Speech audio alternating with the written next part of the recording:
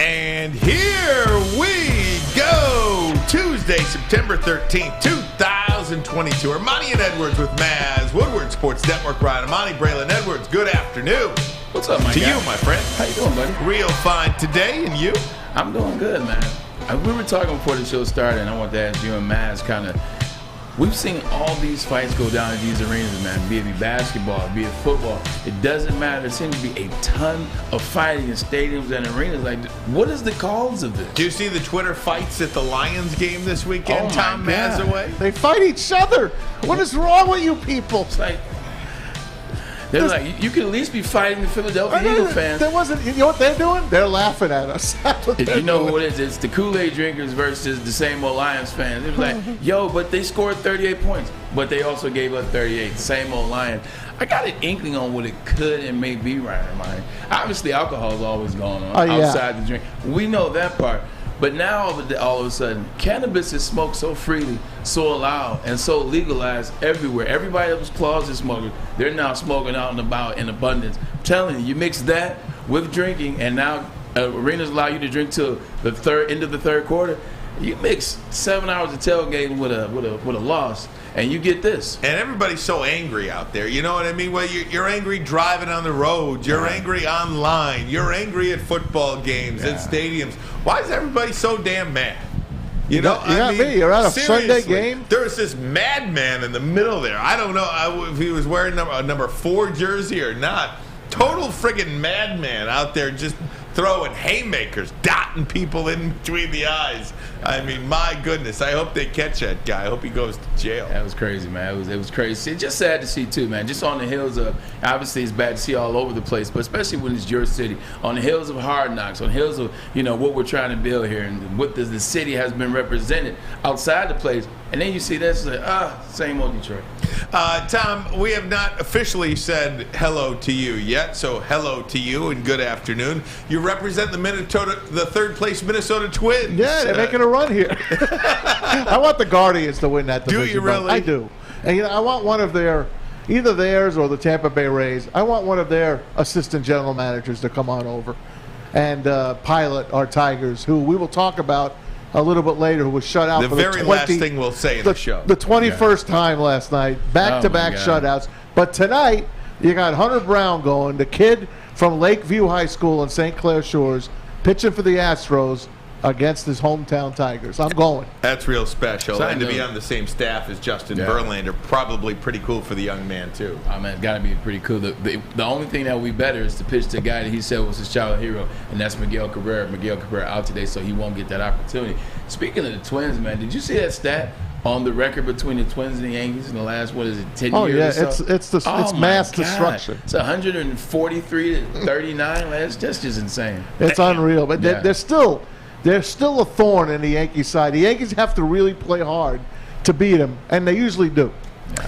Big show for you today. We'll, of course, go around the NFL. Major storylines in the NFL this week was injuries. We'll get to those. Some big ones going on out there. We'll talk Lions, of course, college football. But I want to start, gentlemen, with the game we saw last night. It was, to me, a beautiful first half, but one of the ugliest second halves and endings to a game that we've seen in quite some time. 17-16, Seattle beat the Denver Broncos. And just quickly, Braylon, Maz, you said if you had to pick a team week one to win in a survivor pool, it would have been Denver. You would have been, I think you gave me 4 teams that you wanted to pick in your survivor pool. I told you it was 3 tough. of them lost. Ravens. I had the Ravens first.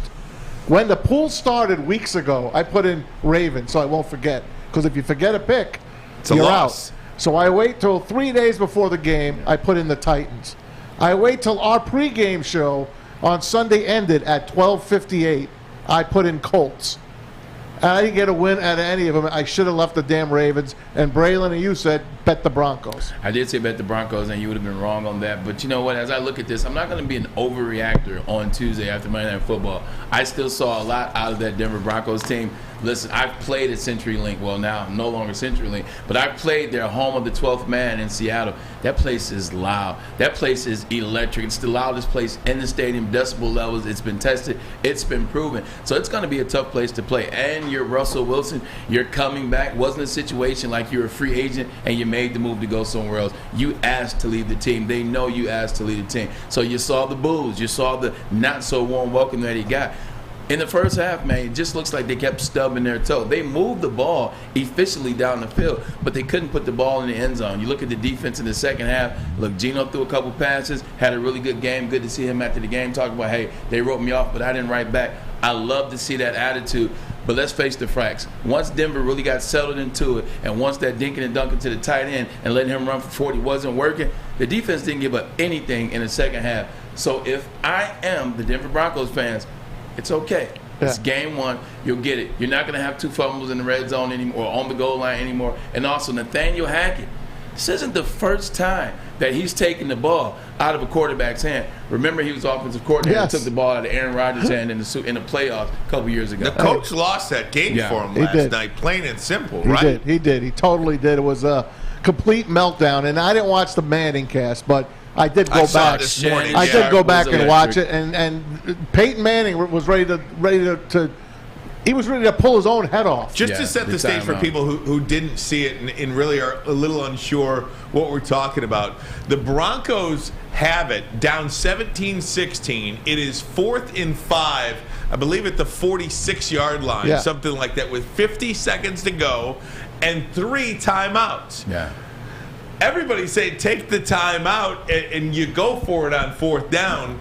Well, they let 30 seconds run off the clock, then call timeout, and then instead of putting the ball in your quarterback that you gave up the farm for and paid $245 million to get a 4th and 5, you trot out your kicker out there to attempt a 64-yard field goal. And he gets a practice swing in. Did you notice that? I did not notice He got a practice swing in before the whistle blew.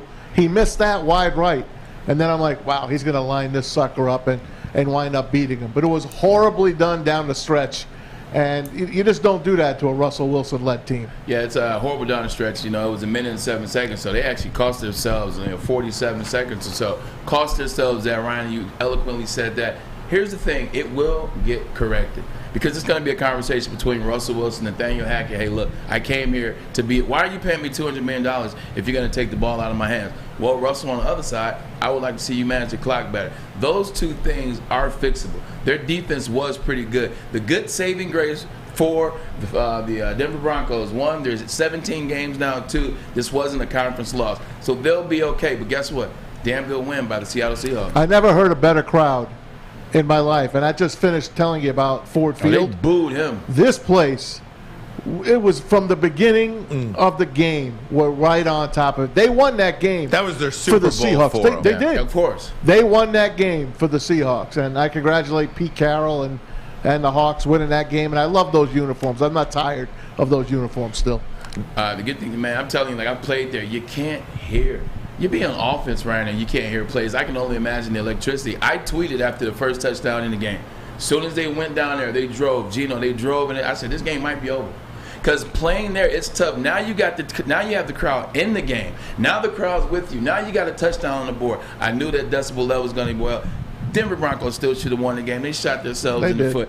I just love the players that people took shots at. You look at Geno Smith. You see what he says after the game. Hey, they tried to write me off. You know what? I didn't write back. You look at the defensive tackle and Shelby. Shelby's like, well, you want to get rid of your best interior lineman. This is what happens to you. Let's ride. When he said that, I lost my mind. I thought it was amazing. Jamal Adams. Sad for him. Again. The gift that keeps on cursing for out Pete for Carroll. the year again, or at least out for a long time. A bad injury for him. And you know what? Joe Buck and Troy Aikman, loved hearing it. It sounded really big, the game, to me. They did make some mistakes down the stretch. They missed that 4th down play. Really, in reality, they were not looking to see what the hell was going on. They were like basically talking about a play before that. Before you know it, they trot the kicker on the field, and they got caught with their pants down. at the end of that game. No one respected that. Joe in Troy on Monday Night Football on ESPN just felt off to me. It was just weird. I mean, these guys. But it's big. It is big, but these guys have been the guys for 20+ years at Fox. Yeah. It was odd. I didn't like it for some reason. I loved it. Maybe you did. It felt dirty to me. It felt slimy. Those are Fox guys. I want to ask a question. Now, I told you I'm not a big Joe Buck fan. I love Joe Buck. And I'm damn sure not a Steve Young, Troy Aikman fan. Definitely not a fan of the two. But with that being said, this is not biased. This is just a question. Watching the game last night, I'm used to watching those guys in the daytime. Like, it's something about their voice sounds daytime. Like, watching them at night, it's a night game, it's Monday Night Football. Like, it just seemed like you said, to your point, it just felt off. I was like, I mean, I get it. You guys are professionals. You guys deserve the money they get. But I'm like, something just felt like a daytime game. Like, they didn't have that nighttime boom of an Al Michaels. They didn't have that nighttime where you feel, oh, this is Monday night. It just felt like I was watching the baseball game around 4:15. It's an interesting point because Al Michaels was the big primetime guy on Monday night and then shifted to Sunday night. And when he went to Sunday night, well, I guarantee you couldn't name me 3 Monday Night Football broadcasters, the average NFL fan. I know you could, but the average NFL fan might be like, well, Steve Levy and then the Joe Tessitore. And next week, there's a doubleheader. Sean McDonough. ABC and it will be Steve Levy. It will be Steve Levy. The first game, but the second game on ABC is the big boys. Just quickly, guys, can I tell you, just on the end of that game, you know what that game felt like to me? The way it was coached at the end? That was Nathaniel Hackett's Marty Mornhinweg, push him back. Take the wind. When Marty Mornhinweg, when he took the wind in Chicago, that was fine. But then he took the holding penalty instead of making the Bears kicker kick the field goal as the reason why you took the wind. And it was reminiscent to me because you just gave up your entire team and the future of your team in Denver to pay Russell Wilson $245 million, and you're not going to let him try to get a 4th and 5 with 3 timeouts. I want to bring this up to Braylon, and we can get to it after the break. But those receivers, it's the first time I really actually got to watch them because you don't get to see a lot of Denver. So Jerry Jeudy, he impressed me, but Andrew Beck. No, the big tall Cortland Sutton. He's going to be a ball player. And Javonte Williams, he's a wrecking ball, that kid, at running back. They got some talent. Wrecking ball out of UNC, Javonte Williams, man, he definitely had himself a game. That's why I said they'll figure this offense out as they're getting going. Look, it's game 1. They're still getting to it. Russell still had over 340. They still had over 150 yards rushing. Got to go to these guys more often, though. Those guys were off. You saw what they did in the first half. Jerry Jeudy made the huge play on the left sideline. He was hitting Andrew Beck. Andrew Beck's the tight end now for the Denver Broncos, since no offense on the other side. Got to get those guys going a little more often in the season starting next week. Guys, we went so heavy NFL in hour number 1 of the program yesterday. I want to go college football, hour number 1 today. And what happened on Saturday just kind of opened my eyes to a whole new world of college football. We'll share with you what happened upset Saturday and everything else going on in the world of college football. We'll do that next. But first, a message from Outkick. Outkick your coverage on Woodward Sports, the Woodward Sports Network, giving you a chance to sit front row for this Sunday's Detroit-Washington game at Ford Field. That's right. We're looking for the ugliest guy and the hottest girl. So, fellas, if you've outkicked your coverage, here's your chance to go to the game. Post a picture of yourself and your superior-looking partner on Twitter or Instagram, and with the hashtag Woodward Front Row. Hashtag Woodward Front Row. Make sure you follow us and tag us at Woodward Sports. Hurry up, because we're going to be selecting a winner on Saturday, September 16th. Outkick your coverage right here on Woodward Sports Network. Hi, my diamonds. It's Crystal with an X. You want to get hot and perfect like me? Here's my super easy routine. Drink at least a gallon of water before you wake up. Attach a weight to everything in your house. Hello? Sell your car and just sprint everywhere. Scream when you exhale. Don't follow Crystal with an X. Do your own thing at Planet Fitness with tons of equipment and free fitness training in our clean and spacious clubs. Join now for just $10 a month and cancel anytime. 3 NBA championships. Detroit fans were there. 11 Stanley Cups. Detroit fans were there. 4 World Series wins. Detroit fans were there. And that one Lions playoff win in 1991? Yeah, Detroit fans were there. Woodward Sports, where the fans are. Welcome back, Woodward Sports Network. If you are watching on YouTube, go ahead and hit that like button for us. We certainly appreciate it. Appreciate everybody in the chat as well. Paul, Daywalker, Pistons fan, Mike G. There we go. Levon. What they in there talking about right there, man? Who? What are they in there talking about right now? Let's see. Levon says, I'm tired of being seen as crazy because of the Lions. Nick says, living in Denver through the whole Jay Cutler to Tim Tebow era, Ooh. I can't pull for the Broncos. Daywalker says, I told y'all 1-4. There you go. Lots going on in the chat. There you go. Subscribe to Woodward Sports Network. Coming up on 32,000 subscribers here on this platform. 50,000 subscribers coming up on Twitter. Lots going on. We're very excited about it and glad to have you along and for you to be a part of our day and vice versa. I want to talk about college football, Braylon. Let's do it was a bit of an upset Saturday. A bit. Alabama escaped Texas 20-19. App State shocked Texas A&M 17-14. Marshall knocked out Notre Dame 26-21. BYU beat Baylor, number 9 Baylor. Number 20 Kentucky beat number 12 Florida. Tennessee over number 17 Pitt. I mean, it was an incredible weekend. So 6, 8, 9, 12, and 17 all go down in the college football weekend, and it leaves us with this AP top 25 poll. Georgia over Alabama now, number 1 team in the country. Alabama 2, Ohio State 3, Michigan up to 4. They hold steady there. Clemson 5, Oklahoma 6, SC at 7. It's a lot of people's dark horse to be in the college football playoff. Michigan State number 11. A lot going on there, my friend. Definitely a lot going on. You know, as I look at this, I wouldn't have taken Alabama and putting them second based on Georgia. I know Georgia looked like a wrecking ball week 1 against Oregon. If you didn't move them then don't move now. They went 33-0 against Samford. Samford's not that good of a football team. Meanwhile, Alabama, they finally go somewhere and play on the road. I know the spread was 21.5, but that was an unfair spread for Steve Sarkisian and the Texas Longhorns. That's a pretty good ball club. If Quentin Ewers doesn't get injured in that game, there's a chance that Alabama goes down. They took a chance. They went on the road, and they came away with a field goal. They should still stay number 1. Can I stop you right there and explore this a little bit? This is exactly what I'm talking about when we refer to the Michigan schedule. I went back and I looked at Alabama's schedule. I believe that was their first road game, and I went through to 2013. And that's the first time Alabama, and again, I could be wrong, but I went year by year. Yeah. That's the first time Alabama went on the road in a Power 5 conference. One time since 2013, it was on the road at Missouri. That is exactly why you don't take that game. There is no reason for Alabama to take that game. So while everybody's messing around and Michigan's got UConn and Michigan's got Hawaii, I'm fine with it. Go ahead and make fun of us all you want.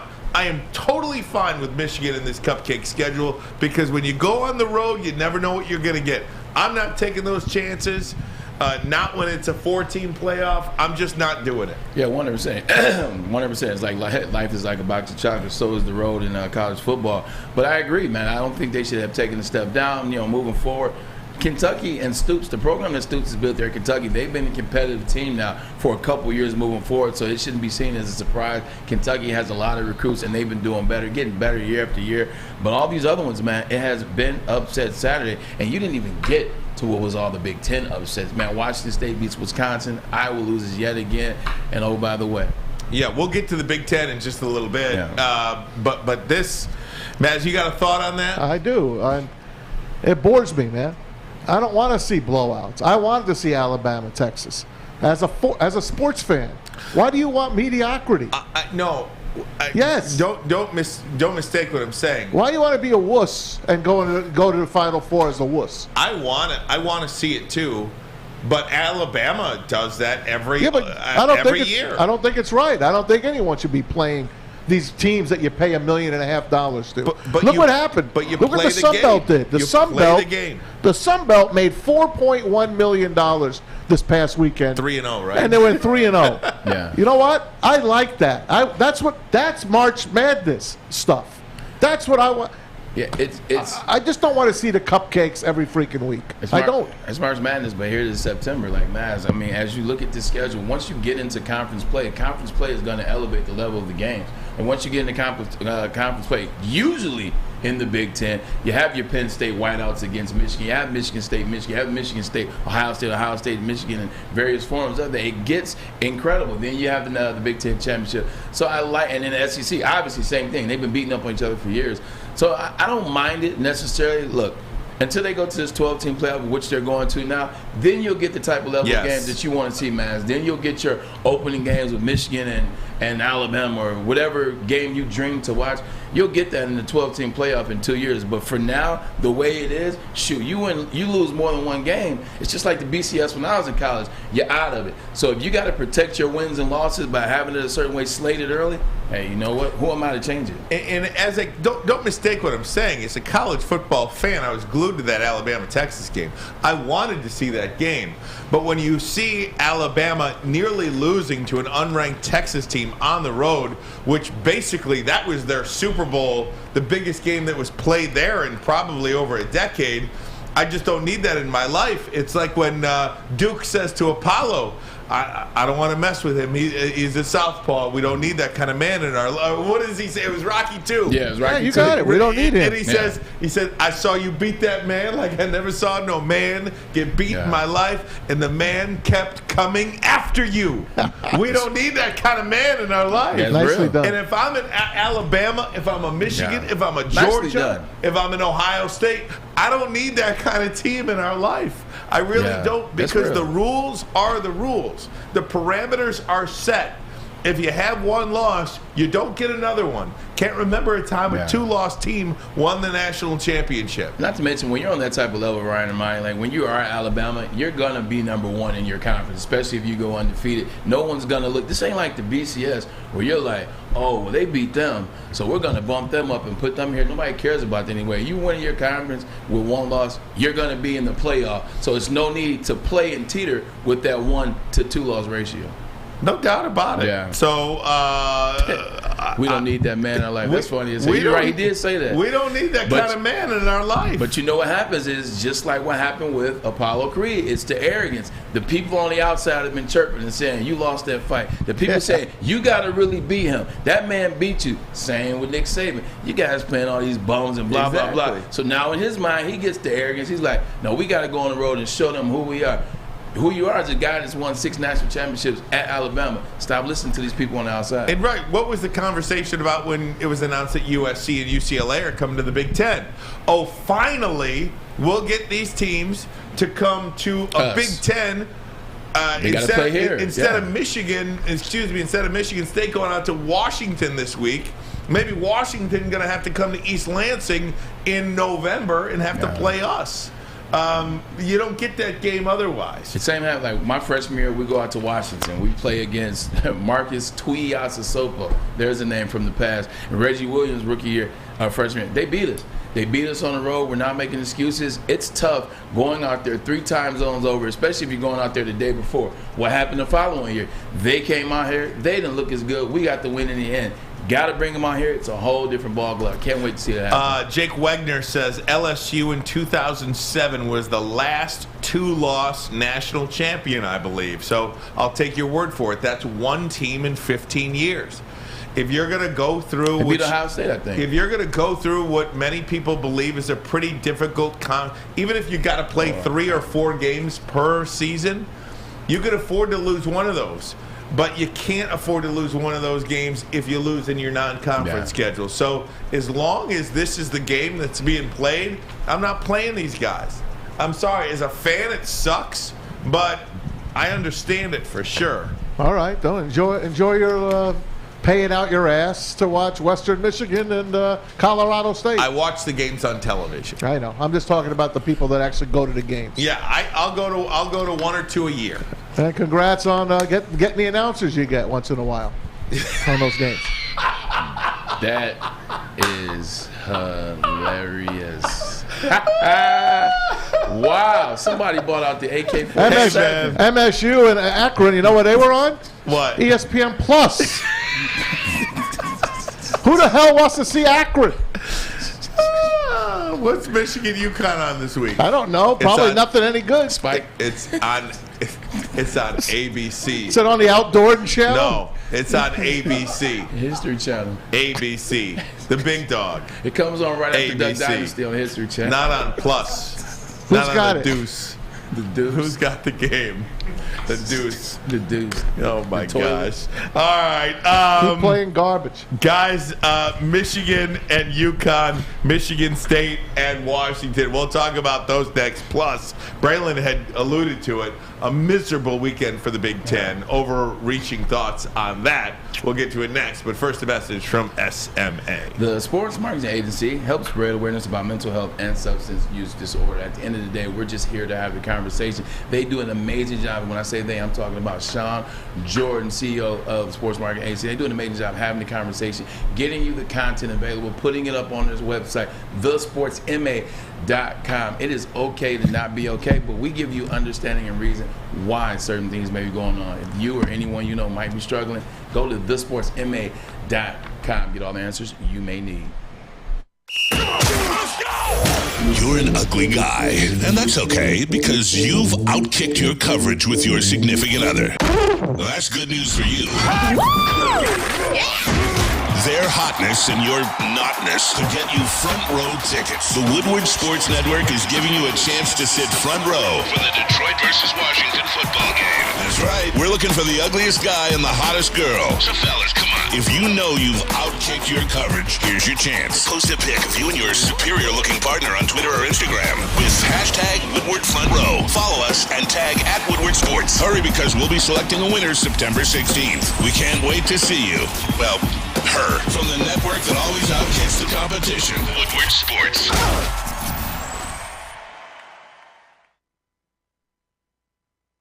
Fellas, let's be honest. We like things to be easy. We like simple stuff, like sports 7 days a week. We like things uncomplicated, like Lady Jane's Haircuts for Men. Open 10 to 8, 7 days a week. Walk in anytime. Sign in, sit down, watch your favorite team play, and before you know it, your hair will be game ready. Open 10 to 8, 7 days a week. Walk in anytime. Lady Jane's Haircuts for Men. It's wicked awesome. Life is full of hard choices. We're here to make one of life's biggest decisions as simple as possible. My name is Christina Gennari, and for over 20 years, I've helped hundreds of families buy and sell homes. We cover all of Metro Detroit and more, from large luxury homes to starter homes. We will work hard to make sure that you get the home of your dreams. So if you're in the market today or even thinking about buying or selling in the future, make the obvious choice. Christina Gennari, the obvious choice in real estate. Visit us at soldchristina.com today. Woodward Avenue, the first paved road in America. Woodward Sports, the first sports network born in Detroit and made for Detroit. Hey, everybody, it's Big Frog time. Get your Ribbit. free Woodward Sports T-shirt. That's right, a free Woodward Sports T-shirt all month long at Big Frog at Novi. Stop in, tell them we sent you, and they will print you one right on the spot. Get there right now, or visit them online at bigfrog.com/Novi. I do, the coaches do, our players do. They embrace the fact that we have two really good quarterbacks.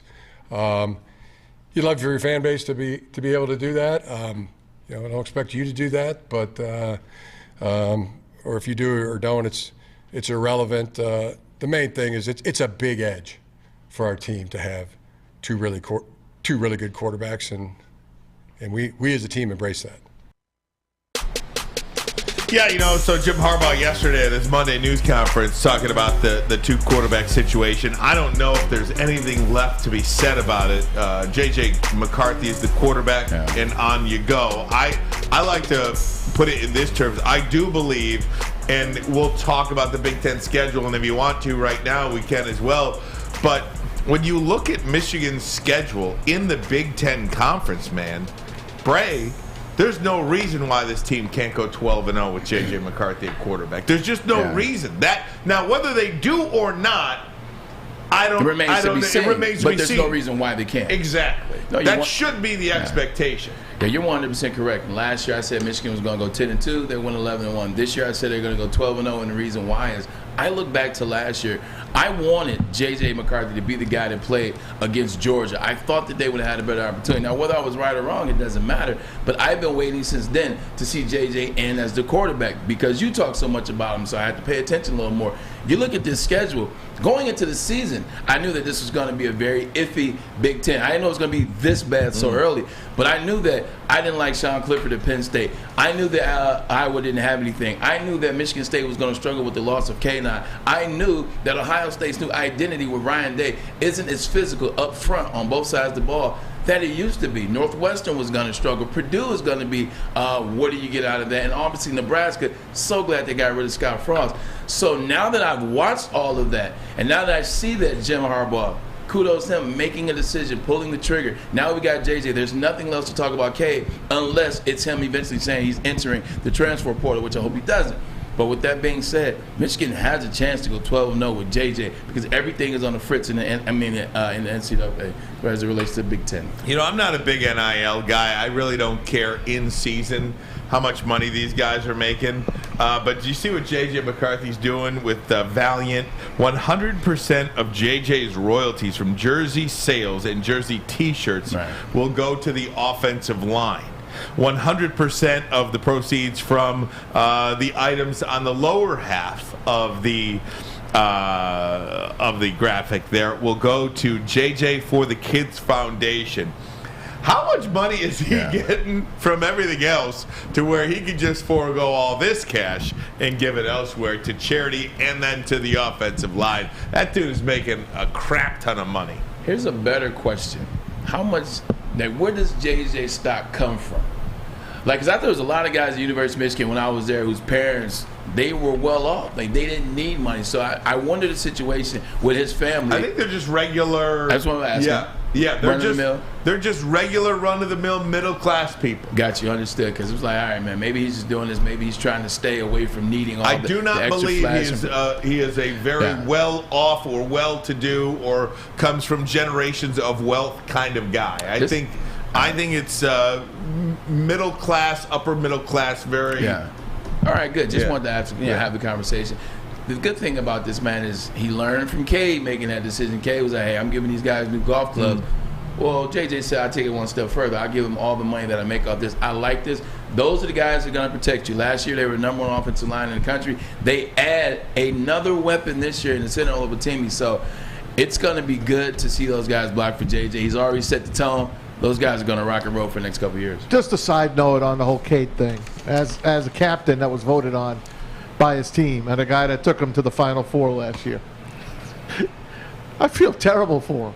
I just do. Same, I do too. I just do. Have you ever heard of such a thing where a guy that goes to the Final Four, does nothing wrong in the offseason, practices the whole spring season, comes in, gets his offensive lineman brand new ping golf clubs, wins the first game, doesn't look great in one of the quarters last week, and now he's lost his job. But we focus on the quarterback position. How many times has that been done at other positions? 100%, especially. You don't hear about it. You don't hear about it. You do, you just don't pay attention because you don't look at it as the front person. That happens at the running back position all the time. Like the running back position. That's a great example. It happens at the running back position all the time. So with that being said, the quarterback is the front guy. And how much of this is like other people around the state making this out to be a deal versus us just looking at it like, hey, look, the better man got the job. Now they have an opportunity to play the best football, the best brand of football that they can play. What I saw out of Cade in game one against Colorado State and the snippet that I got to see against Hawaii, that doesn't look like a team that's the best team in the Big Ten. That looks like a team that is fighting to be one of the middle ground teams and fighting to get to 10 wins. When JJ's out there, consequently, obviously, it's bad teaming. It doesn't matter. I still can see what I see. It looks like a team, hey, they got shot to win 12. Hey, what's Ohio State going to look like this year? Hey, is Jackson Smith and Jigba hurt? All it takes is one injury. So I think that's the big thing. With JJ, this looks better. It's going to be better. Sorry, but it's football. It's the game. When Cade was in, I didn't get to see when he went back in. Right. I was channel surfing at that time. My looking- ears you were looking for the bleeding. deuce. My ears were bleeding at that time. But nonetheless, I think I was just screaming at Braylon. was the first team in? Yeah. Did he have the first team in? in the second quarter? He did. The first did. time he went in, and maybe that's why he went in.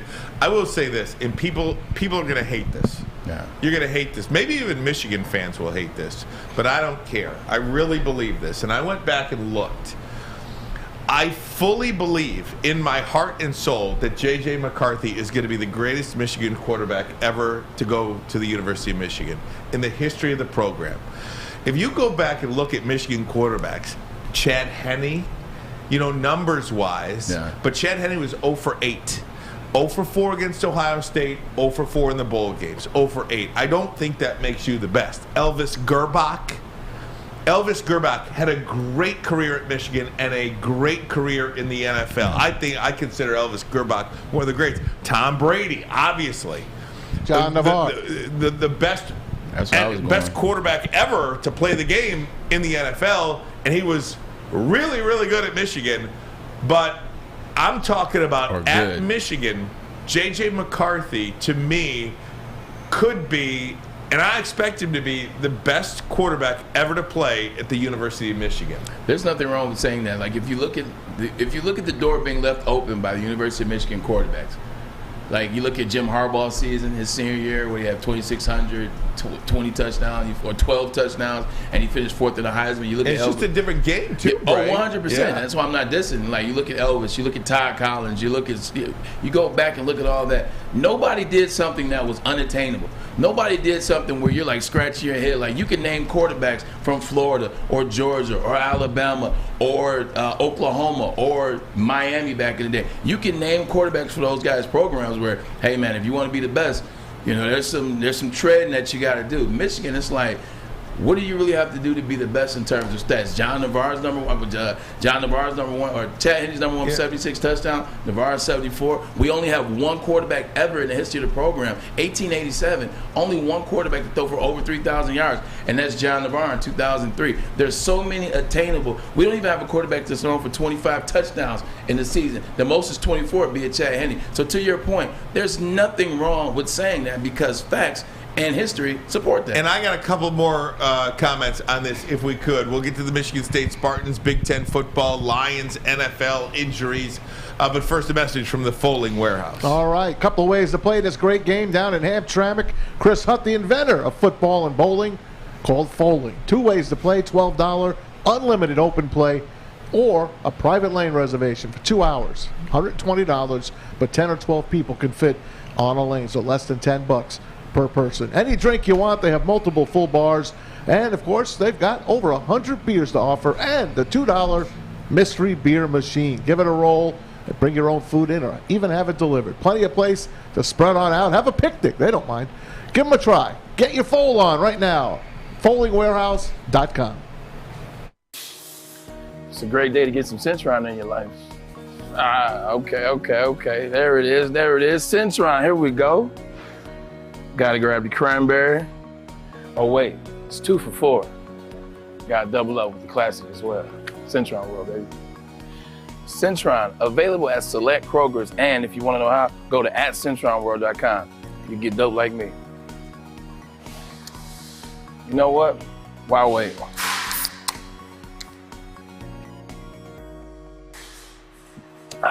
Great taste, guaranteed.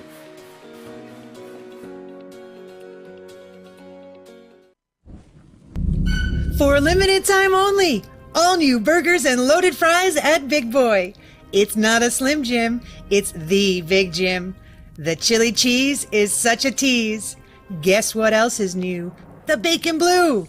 How about upgrading those fries? Chili cheese fries, baked potato fries, nacho fries, what will it be? Satisfy those taste buds at Big Boy. You have an opinion? Make sure it's seen and heard. Corner, jumper, tweet us, hop on the YouTube chat, slide in the DMS at Woodward Sports on all social media. Planet Fitness is the official studio sponsor of Woodward Sports Network. That's right, Planet Fitness, where your fitness is essential. Join now for $10 a month. That is all they're asking, $10 to get in shape for the winter. Their Performance Center, their Planet Fitness at the Performance Center is amazing in Midtown. If you have a chance, go check it out. Sign up there. Check this out, home of the judgment-free zone. Work out at your own pace. Whatever you want to do, nobody's judging you. You can do it at your own leisure. Planet Fitness, where your fitness is essential. Essential. Welcome in Woodward Sports Network. And look, I understand that people think I'm crazy out there, but listen to me. I just think he's got all the tools. And yes, I'd like to see him prove it, but this kid does things we have not seen a Michigan quarterback do. Not Jim Harbaugh, not Chad Henne, not John Navarre, not Denard Robinson. J.J. McCarthy, in my opinion, has the opportunity to be the best Michigan quarterback in the history of the program, over 100 plus years. And if you think about that position on its own, Braylon, it's not like I'm talking about offensive linemen or defensive backs or wide receivers. Michigan's quarterbacks are historically not that great at Michigan. Tom Brady, 6th rounder. Elvis Gerbach, 8th rounder. Yeah. Chad Henne, 2nd round pick. The last 1st round pick at quarterback from the University of Michigan is Jim Harbaugh. In 1987, 1st round by the Chicago Bears. 1987. That's what? 35 years ago. 35 years ago. It's not like it's some crazy outlandish statement. It's also not some crazy outlandish statement because look, there's only been 2 quarterbacks in Michigan history that have started a substantial amount of time that you can compare J.J. McCarthy to. One is Rick Leach, who played from 1973, 1978. Played with my father. Amazing cannon. Also played baseball. Ran the ball out. The first running quarterback Michigan really had. One of the greats, in my opinion. If he was you a Blue ask Jay, me, too. He was a Blue Jay. Guess what? He's not as accurate as J.J. McCarthy has been so far passing the ball. He can't run as fast and as good as J.J. can run with the ball. You know who the other quarterback is? It's Shoelace. Shoelace is the other quarterback that you want to compare to J.J. because he can run, because he passed. Shoelace may have rushed for 1,000, 1,000,000,000,000 yards, but Shoelace basically was throwing passes off the RPO. One of the first schools to do RPO, University of Michigan. Boom, do that, go back, throw it, make it wide open. JJ's a better passer than both of those individuals, and JJ is not that much further off than Shoelace in terms of running the actual RPO. Obviously, Shoelace much better runner. That is the only 2 people you can compare him to, and as a whole, as a combination, far outseeds both of those guys in spades. And again, 5th round pick. Yeah. You know, and didn't play quarterback in the league. Played punt return. He was a slash guy. For the Jacksonville Jaguars. And I just, again, I truly believe that. Hammer me all you want. I'm good with it. We'll just wait and see. I will say I do understand what I'm talking about a little bit. Do you remember back to Thursday's segment with Scotty G? I do. Do you remember? Let me play it for you. In my opinion, if J.J. McCarthy is the starting quarterback on a 12-0 Michigan team, you know where he's going to end up? New York. He's going to end up in New York. Right now, I just looked at the Action Network. You can get J.J. McCarthy odds plus 12,000 to win the Heisman Trophy.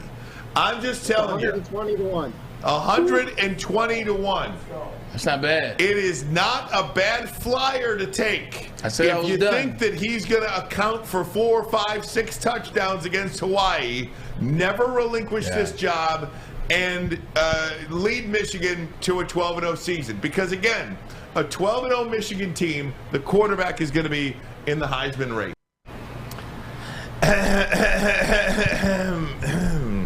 So today, Fox Bet Live. And again, for all the people about me printing stories out, I have everything printed out here on the desk. What do you notice there? The 10th best odds now. He's all the way up. He's in the top 10, J.J. McCarthy. You missed it, folks. 40 to 1 now, plus 4,000. You missed it. You missed it. I Get told on it you now. about it. You can get on it now. Get on it. You can get on it now. Still 40-1. $10 wins you what? 400. $10 wins you 400. $100 wins you 4,000. $100 3 days ago would have won you 12,000. Potentially. I'm just saying. I'll take the $4,000. Everybody on notice right now for J.J. McCarthy. It's not the craziest thing you ever heard in your life. And again, you got to take into account you're playing cupcakes too. He's going to play the first half against UConn, probably account for another 6 touchdowns.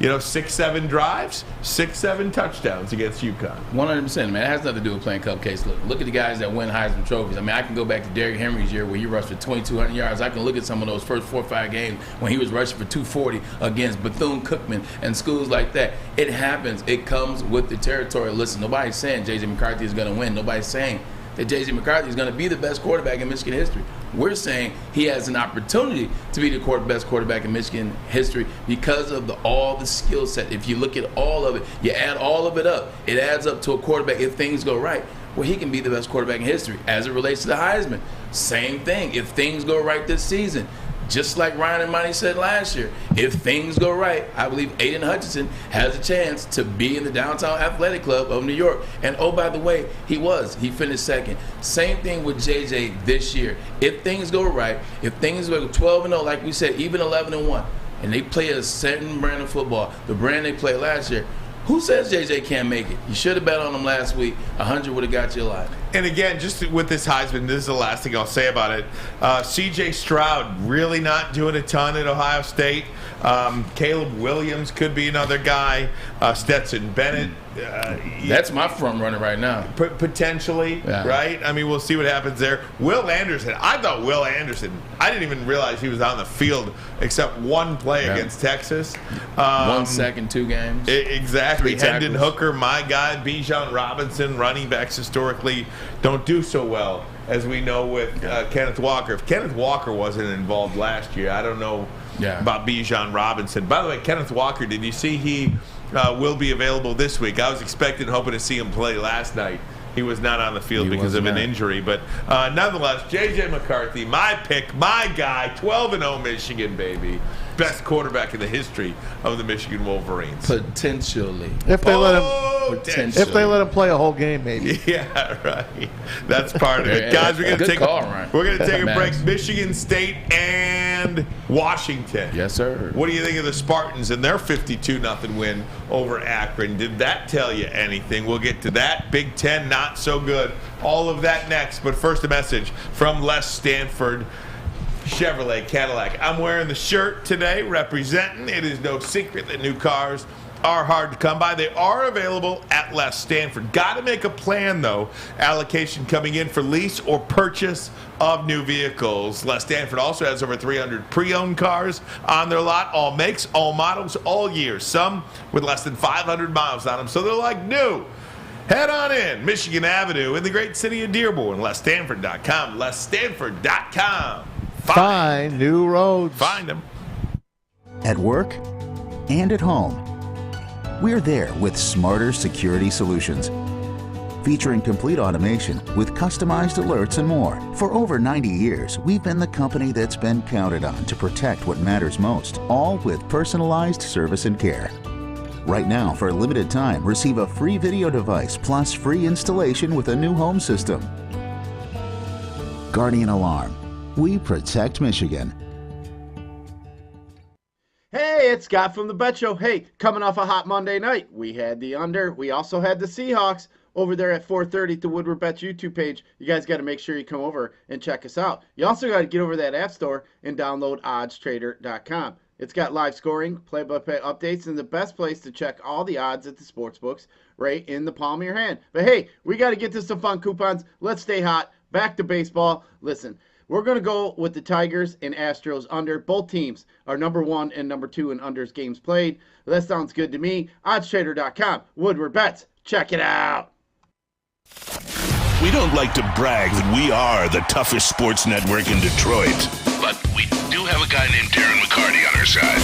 Lemieux and McCarthy, who've had a good knockdown drag up. There they go, right on the whistle. They were talking to one another. Woodward Sports.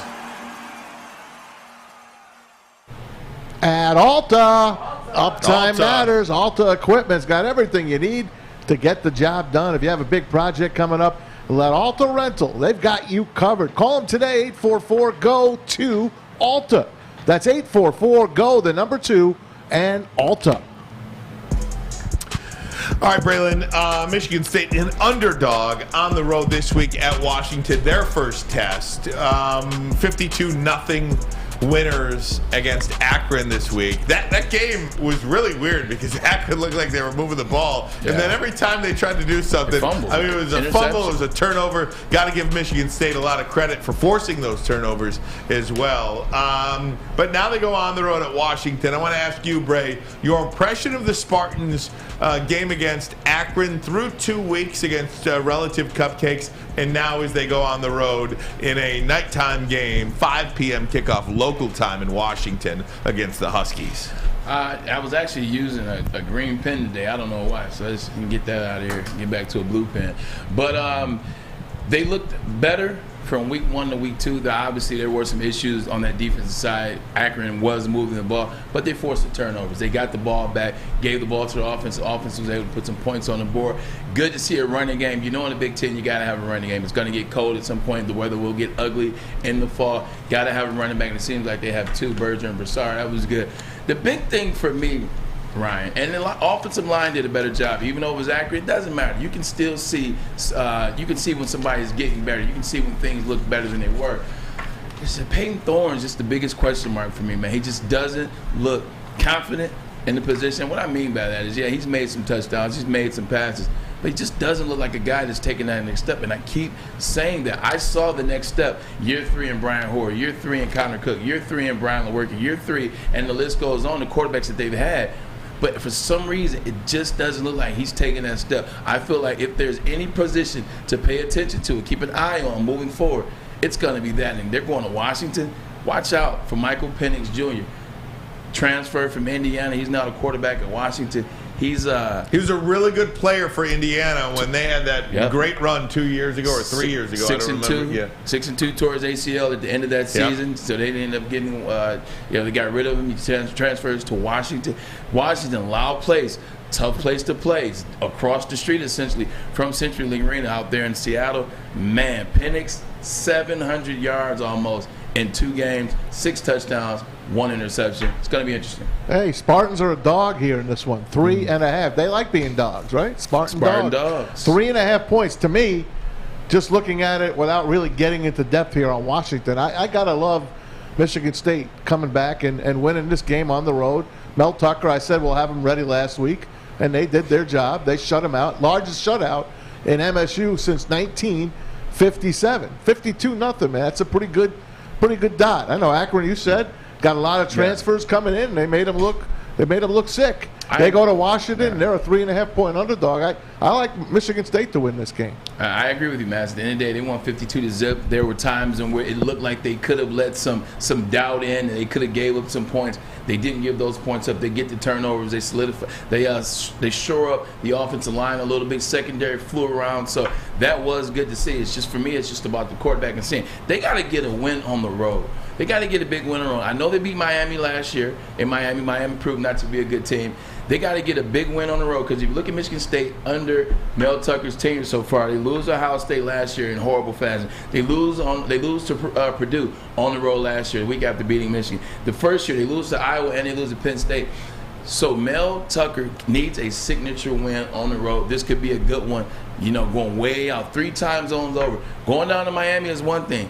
Going 3 time zones over, completely different thing. That could be a huge win for Mel Tucker and the Michigan State Spartans. And this is the difference between Michigan State losing 2 or 3 games this year to really becoming a 4-loss team. Yeah. I think this is one of those critical games on their schedule that you're going to learn a lot. And I feel like it's the same with the Lions. They lose to the Commanders. They're probably going to win 5 or 6 games. Yeah. They beat the Commanders, and I think you can still go from 8 to 10. We'll get into Lions talk, but look, the Washington Huskies, this is not the same team that Michigan beat last year. They're a much improved team than they were a week ago, so I think the Spartans are going to be tested. And I think if there is a concern, look, you can hate The Spartan fans, we could say this is the most beautiful helmet in the history of college football, and some Michigan State fan is going to tell me to go die, and it's going to be fun. I think if you're honestly looking at your football team, your quarterback is not playing very good right now. He's not, and you need him to play better. If you're going to beat Ohio State, if you're going to beat Michigan, if you're going to beat Minnesota, if you're going to beat Washington, you need Peyton Thorne to be better than he has. Period. End of story. What happened to him? Last year he looked, to me, like a guy that could play in the NFL. Well, he also was a guy that had Kenneth Walker behind him.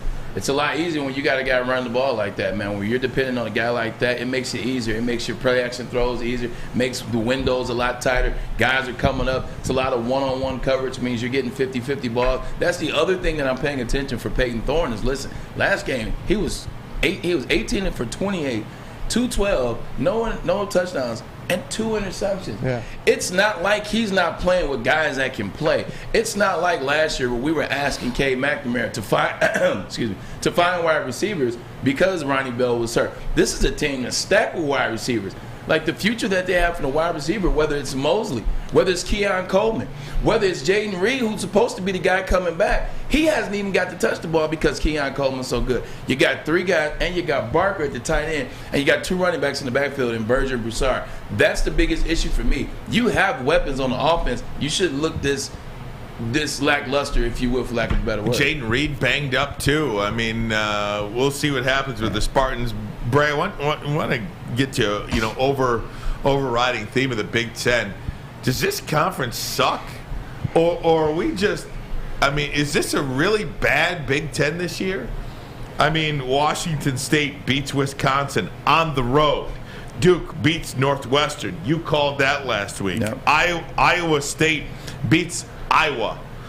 There is no O in Iowa. I gave you that one. 10-7. No offense, yeah. Georgia Southern finishes off the Scott Frost era, 45-42. Nebraska fired him. Didn't wait the month that it would require. They have to pay him a $15 million buyout. If they waited till October, they would have had to pay him a $7 million buyout. Trev Albert says no. Pay him the 15. Get him out of here. I love that. Incredible stuff. Finally, you got to get the guy out of here. The guy was bought in to win games. He hasn't done that. This has been his entering year 5 of his contract, or year 6. It just didn't look good. But to answer your question, Ryan, the Big Ten is bad right now. Now, I'm not saying that can't change. I'm not saying that can't. I can't say that Penn State won't find themselves at some point and be decent. Sean Clifford will remember that he was a decent quarterback. I can't say that Brom and Purdue won't surprise some people. But as of right now, Ryan Ermanni, the Big Ten is a bad brand of football, with the exception of Ohio State, Michigan State, and what is it? Who I'm looking for? Minnesota. Yeah, Minnesota's the team too that I think could be a wild card against Michigan State. Outside of that, it's not looking good. Early on in the season, every year, and I see your hand, Mass. My apologies for going long. No. Every year in the Big Ten, when you look at the West Side to start the year, Wisconsin's going to be good. Iowa, at least to start the season, Iowa's going to show you something. They're going to be good. And then you have a floater team in there. Maybe it's Purdue early, or maybe it's Minnesota. You always have that. And then on this side of the ball, Michigan State's going to start off well. Ohio State's going to start off well. Penn State's going to show you something. So you got 4 teams on this side. You only have 4 teams total right now that look decent in the Big Ten. I wish Rutgers was over in the West. I think the Rutgers Scarlet Knights could win on the West side of the Big Ten. But I wanted to bring up one name, and it's a name everyone brings up, and it's Urban Meyer. Nebraska, they have a history unlike a lot of college football teams. They are beloved in that state. They are everything for Nebraska. Everything. They're playing Oklahoma this week. Oklahoma-Nebraska used to be played on Thanksgiving Day when I was growing up. That's how big a game it was. I felt like that was the Friday game. It was always. Yeah. It was on Thanksgiving Day. Wow. It was 1 versus 2 a lot of times. Yeah. How about Urban Meyer going and putting his stamp on Nebraska? No way. Why not? Because you make $10 million a year to go work at Fox and not lose a game. But he's a coach. But here's the thing about him, as some of his health situations do have a real merit to him. They do have that. Urban's getting older now. Urban's not necessarily trying to revamp a whole program. If you look at everywhere he's went since he left Utah, he goes to Bowling Green State, undefeated, goes to Utah. Then now from Utah, this is how it starts. He goes to Florida. to revamp that program, because that's a program that's still recruiting at a top-notch level. That's a program that still has recruits, that still has a voice, that still has a brand, that, you know what, I see where I can change some things in Florida and make them great again. What does he do? He makes them great again. You see Ohio State. I think I can go there and make some changes. They still recruit well. They still were doing illegal blah, blah, blah. You can say what you want. Ohio State still had the talent. There's a couple things that he had to revamp, and he did that. Going to Nebraska and revamping that situation? Nah. Zero. Hey, look, I can do a lot, but I can't create miracles, is what Urban Meyer's thinking. If I was Trev Alberts, I would pay him $12 million a year to come and save my team. Well, he'll get $15 million at Texas when Sark fails there. Ooh. I'll give him 15 then. Okay? I'll give him whatever the hell he wants. Right.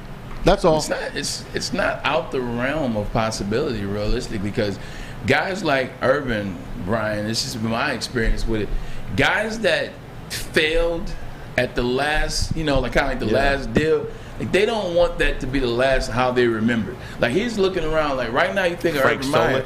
It's 100%. What's Ohio's all-time winningest coach, right? 100, man. You're like, I got to do something, because right now you think of Urban Meyer, you're not thinking about the national championships, you're not thinking about Tebow, you're not thinking about the Heisman, you're not thinking about, all you're thinking about is him staying home when they were in Cincinnati, having a girl dance on him. You're thinking about potentially kicking the kicker. You're thinking about how that S show ended last year. That's what you're thinking about when you think about Urban Meyer. Thinking about Urban Meyer when he was in the trailer of an interview and he's telling the naked guy behind him, Go. Juice's Ghost says there's too many college girls there at Nebraska for Urban to go. Guys, Lions, hour number 2 of the program. Also, why I am still so hopeful that the Lions will win 10 games. I'll tell you that next. But first, a message from Lady Jane's Haircuts for Men. Come to Lady Jane's for an award-winning haircut experience. It is your last month to register to win the car of your dreams from Les Stanford Chevrolet Cadillac. Lady Jane's Haircuts for Men, open 7 days a week. Walk in anytime, no appointment necessary. It is wicked awesome. Wicked awesome. It took exploring 50 different formulas and hosting countless taste tests, but we believe Gypsy Vodka is the smoothest vodka on the market. Don't believe us? Ask the owners. We're Mike and Adam Kazanowski with High Five Spirits Distillery. We're in close to about 1,200 locations throughout Michigan. We wanted to create a brand that was geared more towards freedom, love, adventure, and at the end of the day, we really wanted to tell a story that inspired other people to take risk, follow their dreams, whatever that might be. Hey, this is Mr. Kearney, Chief Academic Officer at Academy of Warren. I want to welcome you to the brand new field house. The state-of-the-art facility has a regulation basketball court, volleyball court, soccer field. It can be used for 7-on-7 football. Our K-8 academic features AM, PM, latchkey, small classroom sizes, Learning Street, futuristic media center, free breakfast and lunch, Houghton Mifflin curriculum, academic games, K-8 athletics, and more. Enroll today at academywarren.net. We aren't quite sure if they consume more beer or sports. Either way, the heavyweights are here. Live on Woodward Sports, daily 5 to 7 p.m. OddsTrader.com. It's the number one site for your game day bets, game day bets, and play-by-play updates, live scores, and the best bets from multiple sports. But simply put, I say it every day, OddsTrader is the best. Go over there for all the picks you want. If you don't agree with Ryan, if you agree with Ryan, JJ has a chance to win the Heisman, well, go ahead and put a bet in. Go do it on OddsTrader.com. Simply put, they are the best. I needed to mention this. Man, our fans were unbelievable. Yes, I mean, unbelievable. And I don't want that to get overshadowed by a loss, because that was one of the reasons we were able to get back into this. I mean, that place was freaking booming. I love that, though. I love that. To have the city behind us, man, it just makes us go even harder. And I want it more now. And I just want to show you guys that each and every week. Hour number 2 of the program, Dan Campbell, Panay Sewell, talking about the crowd at Ford Field. Welcome in, Woodward Sports Network. Brian Ermanni, Braylon Edwards, Tom Mazwey, Fletch, and Jeremy in the booth today. Like Woodward Sports, subscribe to Woodward Sports. Let's get to over 100 likes by the end of this segment, if we could. I wanted to play that, Bray, because there's only one of us in this room right now that played in the NFL. I want to just how difficult it Man, is. you played NFL? As a visiting player, and we saw it last night on Monday Night Football as well, to play in a building that's loud and the effect that could have on a game. And I just worry that if they lose a couple more games here, if they lose one more in a row, let alone two more, and come back 0-3 or whatever, place isn't going to be as loud. You got to get some wins to get some juice in the building, and they got to get that with Washington. You definitely got to take that as an advantage. That's what they talk about. Playing at home usually is an advantage because the teams understand that they're loud as I don't know what. When I was in Seattle, I can't tell you how many times I saw teams jump off sides. And what that does when you jump off sides, that keeps you off schedule. Now it's 1st and 15. Now it's 2nd and 15. Now it's 2nd and 30. And it just goes back and back. Keeps you off. It changes the play calls that you call. It changes your mindset. It frustrates you. Now you get offensive linemen jumping offside. Now they're in their head. When guys are in their head, sometimes they stay in their head. One offsides might lead to 5 or 6. You know, you might drop a pass because it's loud as hell. Now you drop 2, you 3, you're in your head. So to have that type of home field advantage, to have A.J. Brown and Jalen Hurts, those guys, talk about the atmosphere that was Ford Field, but then you can't come up with the big plays. You can't use that to your advantage. Slowly but surely, that stadium starts to dwindle out. And now it doesn't matter if it's an away team or a home team. Like, it's the same for each. You don't want that playing field to ever be leveled as it relates to a home field advantage. They were awesome on Sunday. Remember, I brought it up yesterday to you. Me and Ryan were in the store, the Lions. What's the name of that? Detroit? Game Day Detroit. Game Day Detroit, right there across the street from Comerica and Ford Field. It was amazing. We just watched the TV, and we couldn't take our eyes and ears off of that. That's how, if this team ever starts to win, they're a crowd just like the Seahawks crowd. They can make you change your game, man. And last night, that won the game for the Seahawks. And dumb coaching by Nathaniel Hackett as well. You led me to this next point. And Penei Sewell, I want to play it for you. Talked about how the entire city is behind them right now, unlike anything we've ever seen. I think for whether it's Hard Knocks, whether it's Dan Campbell, whatever. First, let me play the Penei Sewell, and then I'm going to ask you a question. I love that, though. I love that. To have the city behind us, man, it just makes us go even harder. And I want it more now, and I just want to show you guys that each and every week. Here's the question I have in response to this. Braylon, how much longer will the entire city be behind the Detroit Lions if they don't win? You've got to win some of these games. And we talked about it. You asked me about why I think that Detroit's going to beat Philadelphia, and it was pretty simple. I mean, just because you have more talent on one side doesn't mean that side is going to win the game. We saw it with the Bears. We saw it with the Giants. You know, we saw it with the Colts, Houston. Yep. Houston and Colts, right? I mean, it happened a couple of times this weekend where the teams with the lesser talent won the game or tied the game. They got to win this week. How long before the fans turn against them? It can be very soon. It can be very soon. I mean, you look at the Lions' schedule right now. Shoot, they got the Commanders coming up at home. That's a game that many feel like the Lions should win. Now, the Commanders, they played in a good game. They end up winning against the Jacksonville Jaguars, not necessarily a team people thought was going to be a world beater. Got a W, but that's a team you look at. You say, hey, we put 38 on the Eagles. We should beat the Commanders at home. We think we're better than them. So if they lose that game, the Lions fans are not going to be pissed. It's okay, we gave you a pass for the Philly game because it was Philly. Yep. But now all of a sudden you losing games at home that we think you can win. Then you go on the road to the Vikings. They're not going to beat the Vikings. So now you're 3 losses in. 3 losses into the season. Now the Lions fans are like, well, all this blue Kool-Aid we were drinking, all this what we were buying off of Hard Knocks, man, don't tell me it's the SOL. Then you come home against the Seahawks. The Seahawks will be the one. The Seahawks will be the game in my mind. If they get to the Seahawks and they're 0-3, and they allow that Seahawks team, look, I get it. They beat Denver. It looked good. It was at CenturyLink. It was an emotional game for both sides. It was dumb calling on Nathaniel Hackett's side. It was fumbles in the end zone. However they got it done, they won the game. But we know they're not like that. We know that they're not going to beat Denver 10 out of 10 times. If the Seahawks come to Detroit and they get a W, I think the clock starts. The SOLs are out there. You know that. They can't wait to say SOL. They are out there and they're ready to pounce at any time. Look at the guys that were fighting on Sunday. We showed you the video. Yeah. They were probably fighting the SOLs against the new Kool-Aid creed, the new drinkers. breed lions. You know, the Kool-Aiders. Yeah. It's not going to be easy, man, if you keep losing these games. Matt, it's the same old Lionsers. Yeah. For lack of a better way to say it, they're out there. Yeah. Because they saw the Bears beat the 49ers. Yes. An undermanned Steelers team go on the road and beat the defending AFC champion Bengals. Yes. They saw the Browns beat the Panthers.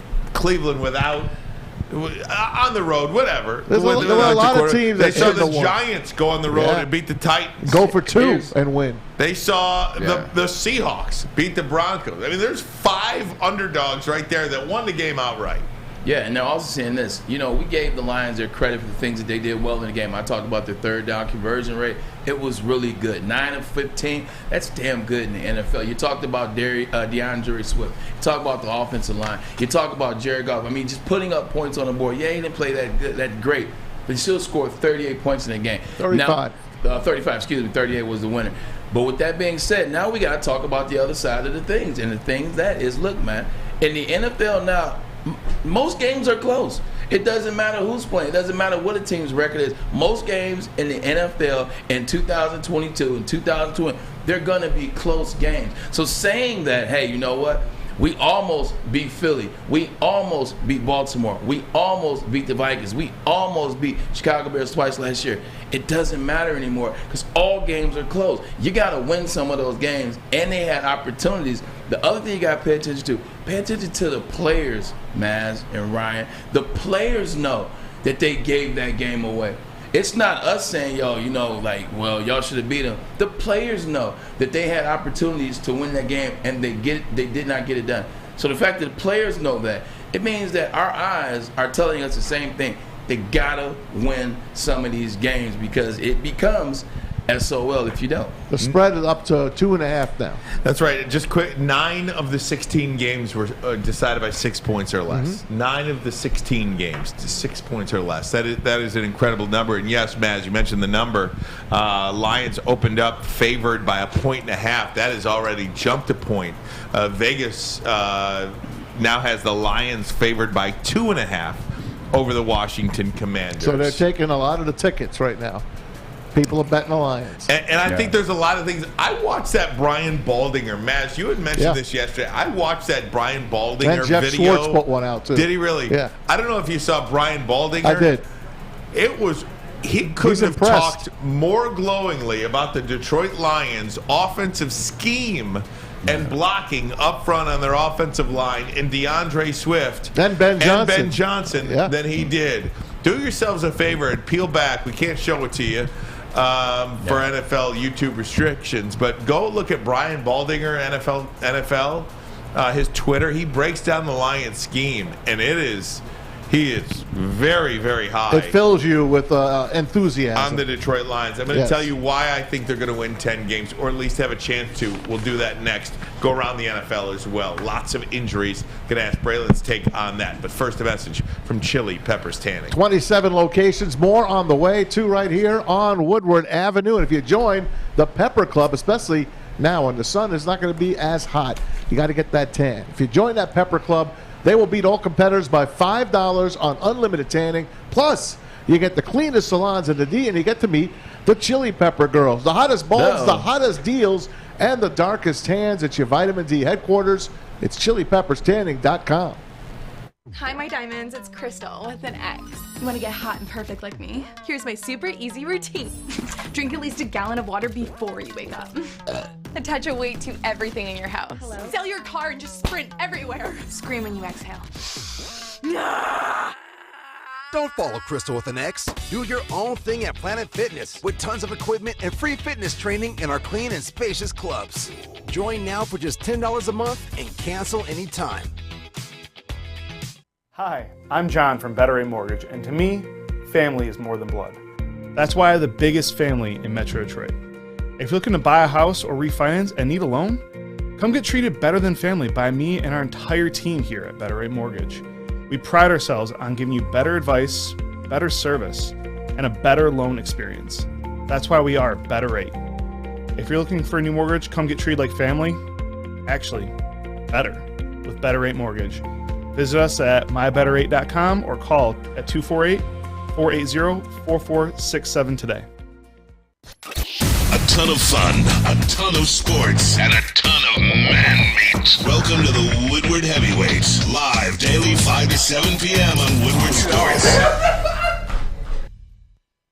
This is one game. It's a 17-game season. The Super Bowl is not decided tomorrow or from week one. I mean, we got 16, 17 games to build and show who we are. So that's what I hang my confidence on, because I've seen the work that we put in this offseason. I've seen the team that we've been in camp, and I'm not going to let one game, 1 week define who the Detroit Lions are going to be.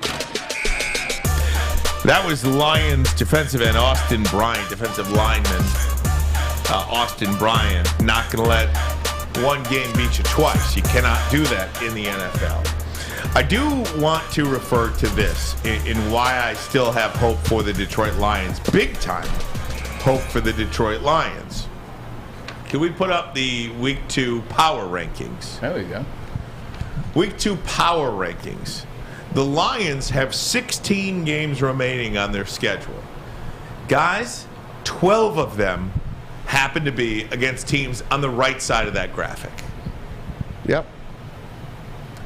16 games to go, 12 games against teams on the right side of that graphic. I just think when you look at the totality of the NFL, the totality of the NFC, and the teams that the Lions have remaining on their schedule, they have an easy schedule. There is nobody on there, sans the Buffalo Bills, that they cannot beat. And now, are they going to go win all 12 of them? No, absolutely not. But they got a shot to win every one of them.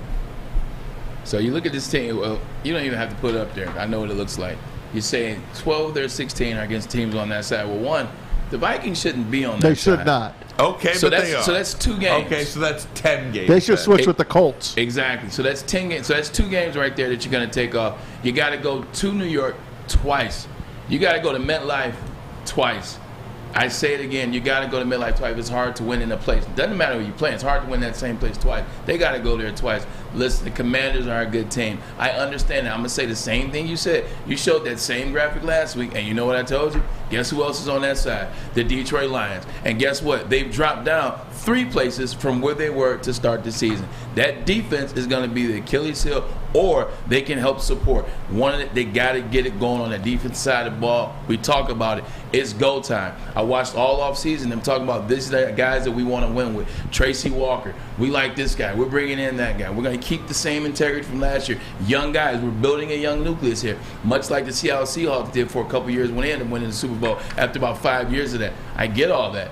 But what I watched on Sunday, it gives me cause to pause. That defensive side of the ball, once again, they couldn't stop Jalen Hurts. And I understand he's a running quarterback. It's not like Jalen Hurts is out there like Mike Vick back in the day.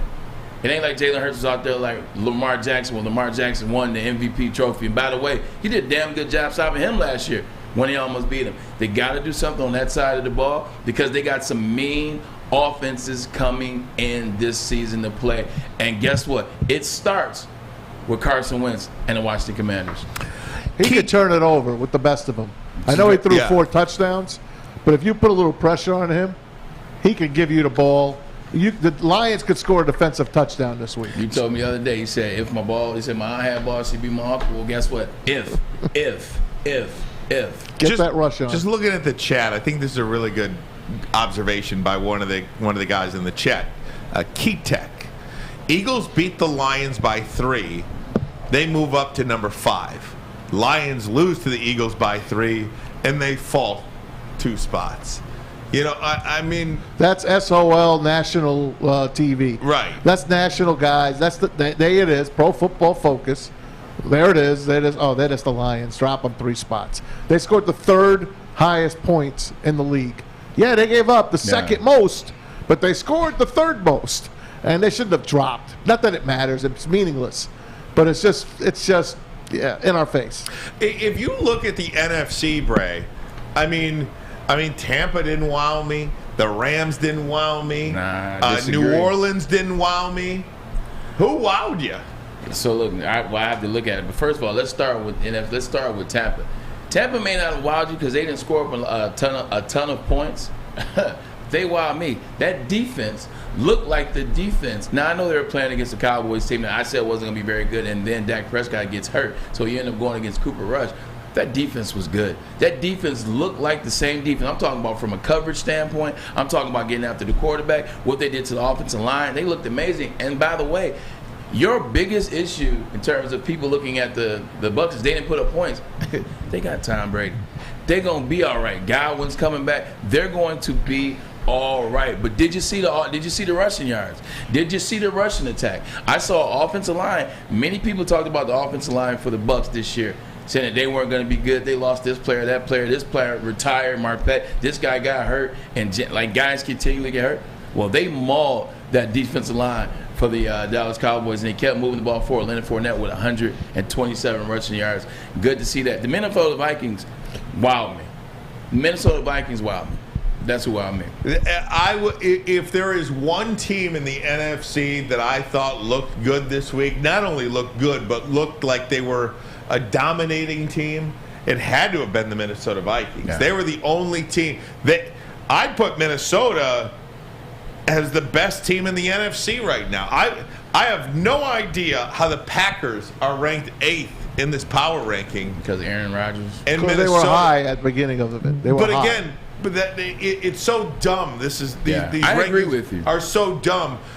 You make your rankings now when you actually seen the teams. You don't just move Green Bay down from 5 to 8 because you had them at 5. You thought they were something, and then you turn the game on. They can't score a point at halftime. I mean, that's just dumb. Yeah, that's just like when you said that graphic up there. I'm like, why is Minnesota on this side? That's 2 games right there. They should be on the other side. I agree with you, man. Like it is early on. Nobody outside of Minnesota on the NFC side of the ball is particularly wild. But I'm telling you, that Tampa defense was something to watch. You know Tom Brady's going to get it going with those wide receivers and tight ends. Julio Jones, and he's still getting on the same page.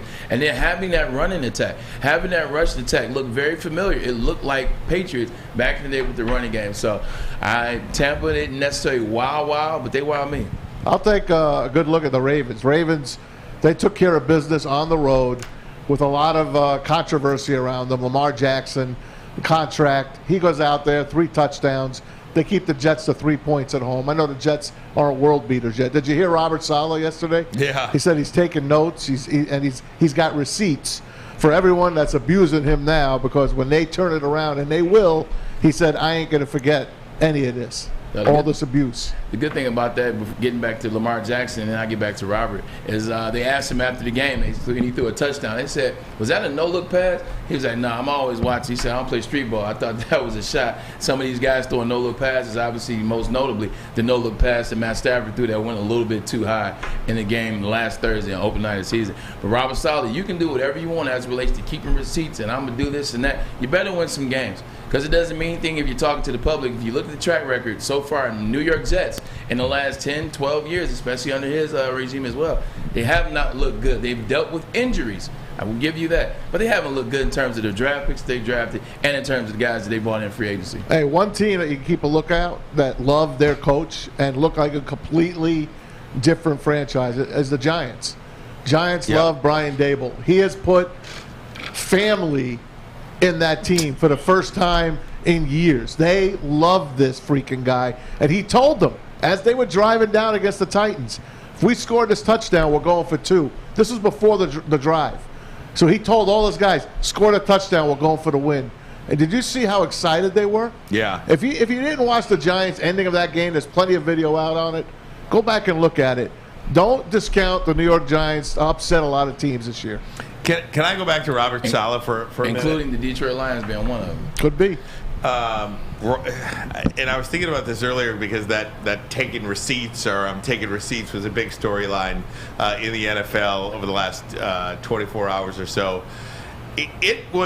Robert Saleh was in Allen Park, I believe, 2 or 3 times interviewing for the job. And if you had a do-over, Robert Saleh or Dan Campbell, who would you choose? I know my answer. And I want to see if you guys would have a different answer. We'll do that next. But first, a message from Cintron. Cintron is the official energy drink of the Detroit Red Wings, the Pistons, and the Tigers. Right now, it's about the Red Wings. Cintron has combined all three of their flavors in a unique, limited edition 6-pack. That's the red, which is the cranberry, sugar-free, and classic. Go to CintronWorld.com/Red Wings to get in on this. Look, they are trying to energize the community. That's why they have teamed up with Woodward Sports. That's why they have teamed up with the Red Wings. So guess what? Why don't you team up with us and let them energize you? Drink it, live it with Cintron. You're an ugly guy, and that's okay because you've outkicked your coverage with your significant other. Well, that's good news for you. Their hotness and your notness could get you front row tickets. The Woodward Sports Network is giving you a chance to sit front row for the Detroit versus Washington football game. That's right. We're looking for the ugliest guy and the hottest girl. So fellas, come on. If you know you've outkicked your coverage, here's your chance. Post a pic of you and your superior-looking partner on Twitter or Instagram with hashtag Woodward Front Row. Follow us and tag @Woodward Sports. Hurry because we'll be selecting a winner September 16th. We can't wait to see you. Well, her. From the network that always outkicks the competition. Woodward Sports. When you need apparel, there's only one place to go. Big Frog in Novi. With no setup fees, no artwork fees, no minimum, and a 24-hour turnaround, you can have your whole team outfitted in no time. Embroidery, direct-to-garment, vinyl, and screen printing, Big Frog has it all in all the styles you want. So whether it's a sports team, fundraiser, school event, or corporate needs, Big Frog is your one-stop destination. Visit bigfrog.com/Novi or call 844-4-BIG-FROG. The only sports network in Detroit that starts with a W. You know, because we win. Woodward Sports, Detroit's winning sports network. The Monroe Street Midway is open till September 25th, so you still have some time to experience Detroit with roller skating, mini golf, art, live music, food trucks, and more. A fun, safe event for everyone from 1 to 100. So go to deckedoutdetroit.com for more information. We'll see you at the Midway. Woodward Sports, Ermanni and Edwards with Maz, EEM, as we like to say, baby. Here and there. If you're watching on YouTube, thanks so much for making us part of your day. Thanks to everybody in the chat. Like Woodward Sports, like our show. Let's get to over 125 likes by the end of this segment. Subscribe as well. 32,000 subscribers coming up on that number on this platform. Robert Saleh, Dan Campbell. Robert Saleh in the news today for saying I am taking receipts for everybody that's talking bad about us. And when we are good, when we start winning, I'm not going to forget about it. No. If you had to do it all over again, if you're Sheila Ford Hamp. Based on what I see now? Based on what you see now, if you could... Yeah. They each got a year and change. Dan Campbell or Robert Saleh, what would you do? For me, I'm Dan Campbell all day. Yeah, I don't really think it's close, to be honest, Dan Campbell. I mean, if you're doing it beforehand, maybe you look at the fact that Robert Saleh actually was a defensive coordinator on the team that went to the Super Bowl in the 49ers. Maybe you take that into account versus looking at Dan Campbell's success. But looking at it now, man, you look into the identity that he has created, that had people buy in. You look at the last year. You look at some of the games that they were in. Let me not say should have won. The games that they were in with less talent than the other teams had, man. Like, you got to pay attention to that.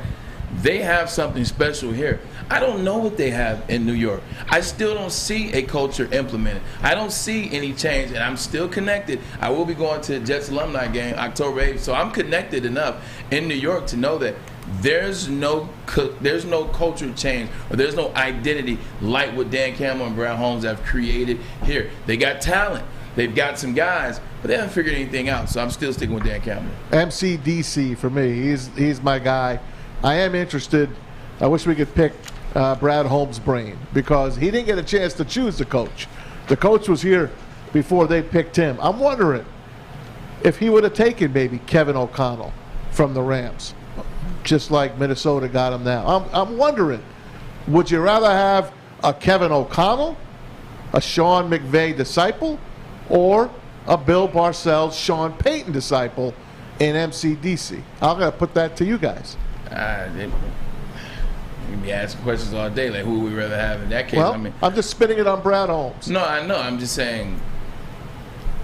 It goes back to Kevin O'Connell. It goes back to what you see. It goes back to what you've seen. Show proof. Sean McVay tree guy. You see the guys that have had success come out to Sean Bay. They have the new style offense that they're creating. Look at how the offense looks in Minnesota. I don't know if their offense has ever looked that crisp, making things easier for Kirk Cousins, making things easier for Justin Jefferson. So I probably would have taken Kevin O'Connell. But I forgot what I was about to say. The other thing about Robert Saleh, you asked this question. Would it have been too much of a distraction to be coaching the team in damn near the same city that you grew up and raised in? He's from Dearborn. Their apartments at Allen Park. They're right there. Family, etc. Tons of friends. Is it too much of a distraction to try to have that much pressure with you taking on the burden of revamping this team and getting this team from where they are, where they've been to the past? That's a lot of pressure. We know this for a fact, folks. Saleh wanted this job here. That's all I'm going to say. They didn't hire him. He goes to New York. They got themselves a good man. I think we got a good man as well.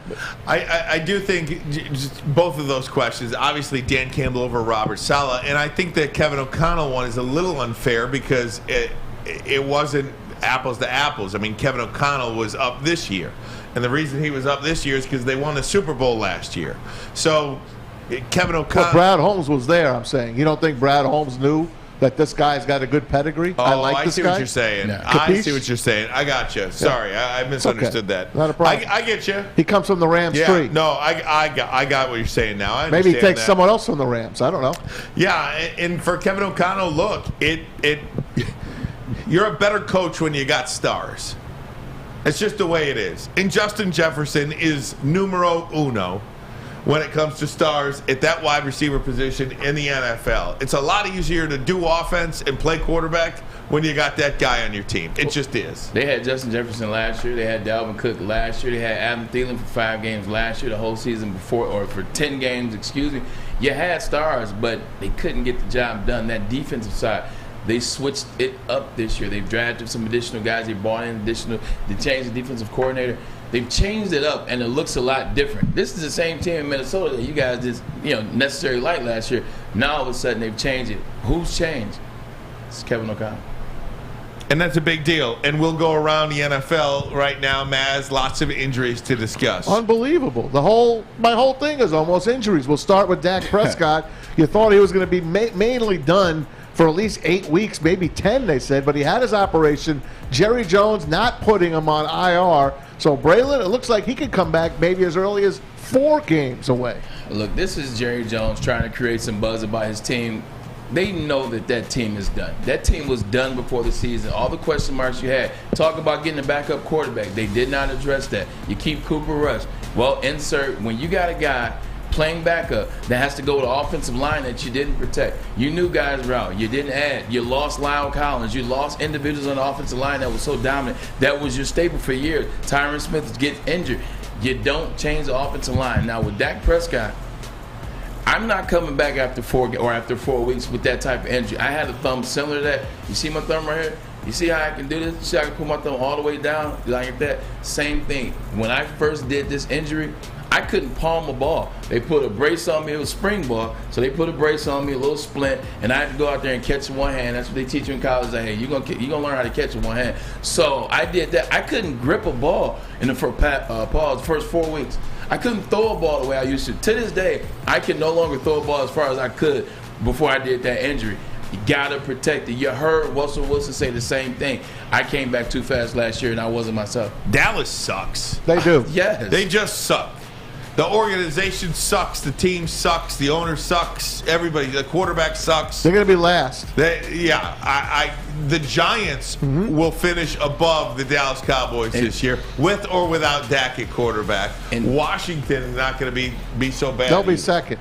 In Dallas, the big thing with Dallas, the big problem with Dallas, Maz, and you would know this more than me. You watching the Giants versus the Dallas Cowboys for years on top of years. It's the same culture there.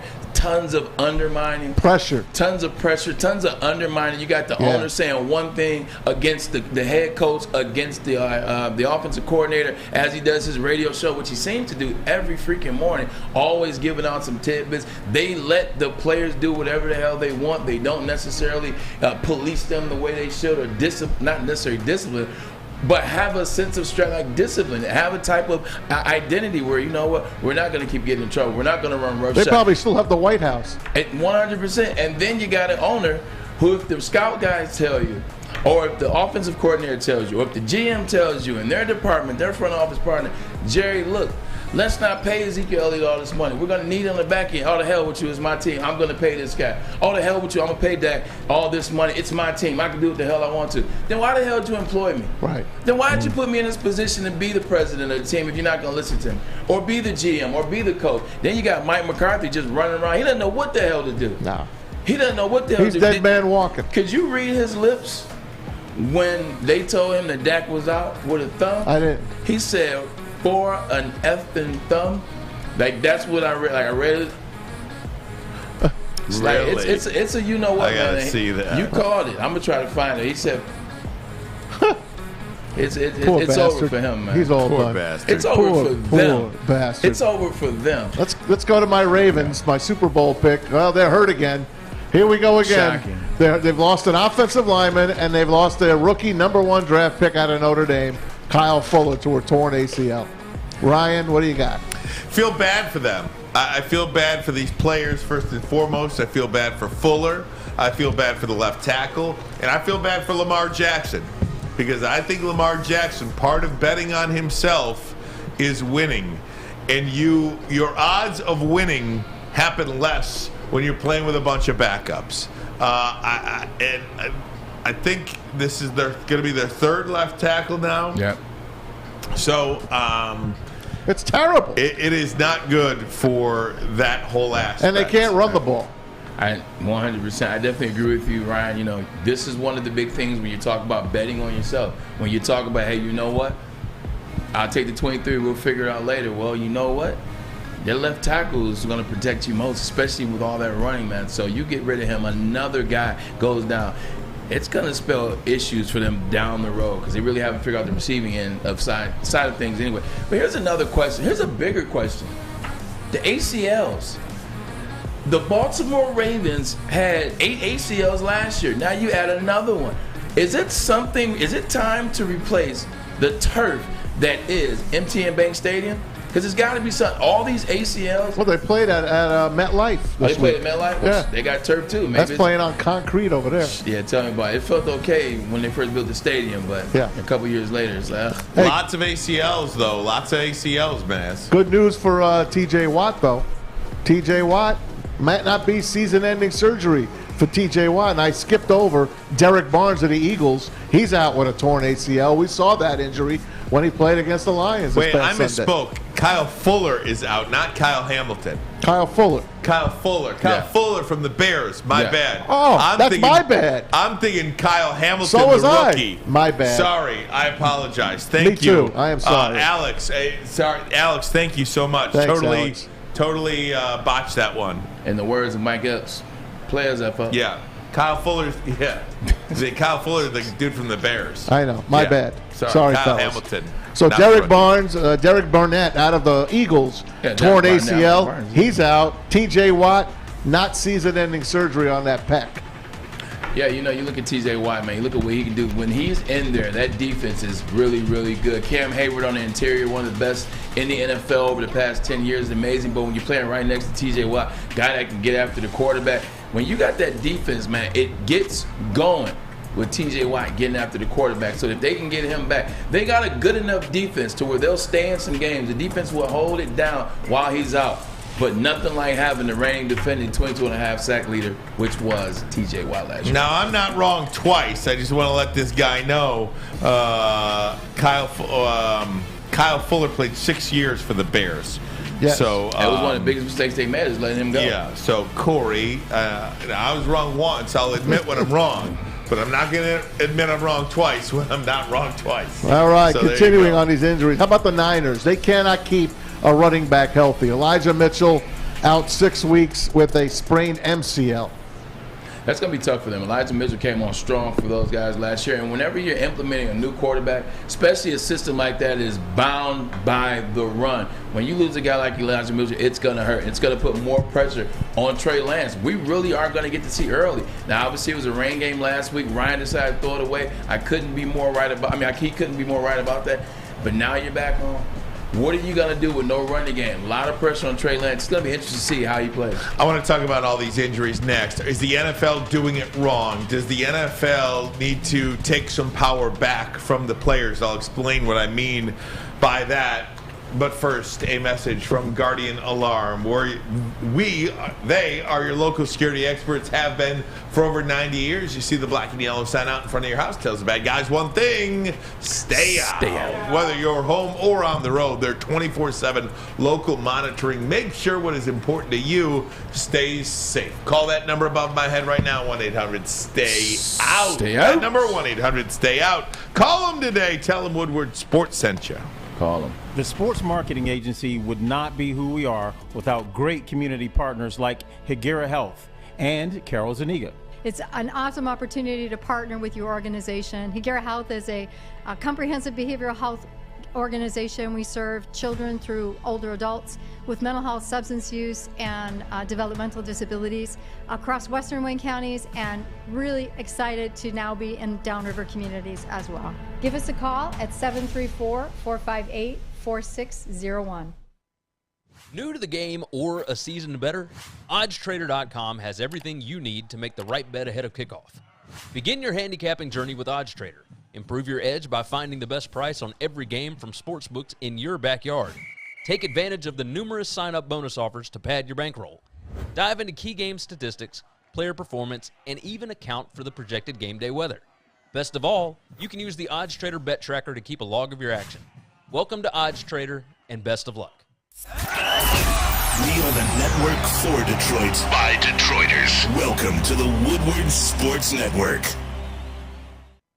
Hey, for a limited time only, all new burgers and loaded fries are available at Big Boy. Big Boy. It's not just the Slim Jim, gang. It is the Big Jim. And how about the chili cheese? It's such a tease. Guess what else is new? It's the Bacon Blue. Those are their burgers. How about the fries? How about upgrading them? How about the chili cheese fries, the baked potato fries, or the nacho fries? Satisfy those taste buds at Big Boy. Hey, those are my fries. Those nacho fries. Nacho fries. So NFL injuries were the story of week one, and I couldn't help but reading about all these injuries and then think back to Hard Knocks. When day one, the players were looking at Dan Campbell like he was crazy. And Dan Campbell almost started crying. He's like, all I think about is you men. I know what I'm doing. I know what I'm doing. The studies show that if you hit now, if you go hard now, your body is more prepared for the NFL season than it is if you just go in shirts and skins and you're, pussyfooting around and all that stuff throughout camp. There's a word. And the players, I think they ultimately understood him. But there's all these new rules and regulations because the players' union, and rightfully so, the head injuries and this, that, and the other thing. But our NFL training camps, and again, I haven't gone through one, but I can talk about it, I think, a little bit. Are NFL training camps too easy now? Is that the reason for all of these injuries, all of these leg injuries? Are players just not ready to start the season on time? You know what? I'm trying to figure out. First of all, I won't say it's too easy. I won't do that. Even though it's easier than it used to be, training camp is still training camp. But with that being said, there's some truth to that, because when you go through a training camp, man, and you hit, 3 days a week, you get used to hitting. You get used to leveraging yourself for certain blocks. Your body gets used to responding in the way in which it's going to respond all year long, and the way in which it's going to act, and in the integrity of the human body all year long. It gets used to that. You're lifting after practice a little bit. You're getting ready for that. You're playing a couple preseason games. You get hit. Hell, I would say My season never starts. I got hit that first time. Now it can happen in preseason or maybe it's first game, but until I got that first, either somebody caught me slipping, or I was trying to make a block and somebody got me, or I banged somebody. Then the season starts. You can get that out the way in preseason. You can get that away out in training camp. So I definitely agree with you there. There is a level of that with just the minutia of going through the motions. You see what happened to the Rams. The Rams didn't hit it all and didn't play in the preseason. And look how they looked last Thursday. They didn't look like a team that can get it done. The other side of things is, I wonder if the body's overworked. I wonder if they're overworked. And what I mean by that, Ryan, great question, is now back in the day, guys wasn't working out 365 days a year. And don't get me wrong, nobody's working out 365 except maybe Tom or something. But guys were taking huge loads of time off. Guys, season over in January, man, guys wasn't starting working out till April. Guys weren't working out to the end of March, to get it going, and then they go training camp and OTAs, and then once minicamp's over with, they're back to not working out. They let the season, and back in the day, they would let the training camp get them in shape. Guys would be used car salesmen in the offseason, and then in training camp is when they get in shape. Now, man, guys, as soon as the season's over, you see guys in the gym, guys doing plyometrics, cardio, new forms of ladder and drills and intense specific position training. They're doing that year-round. Sometimes you wonder, are individuals overworking the human body? I think that's a great point, Braylon, and I didn't consider that. Before I comment on that, I do want to clean up one thing I said, because I do think it's extremely unfair to current NFL players to say that training camp is easy. Yeah.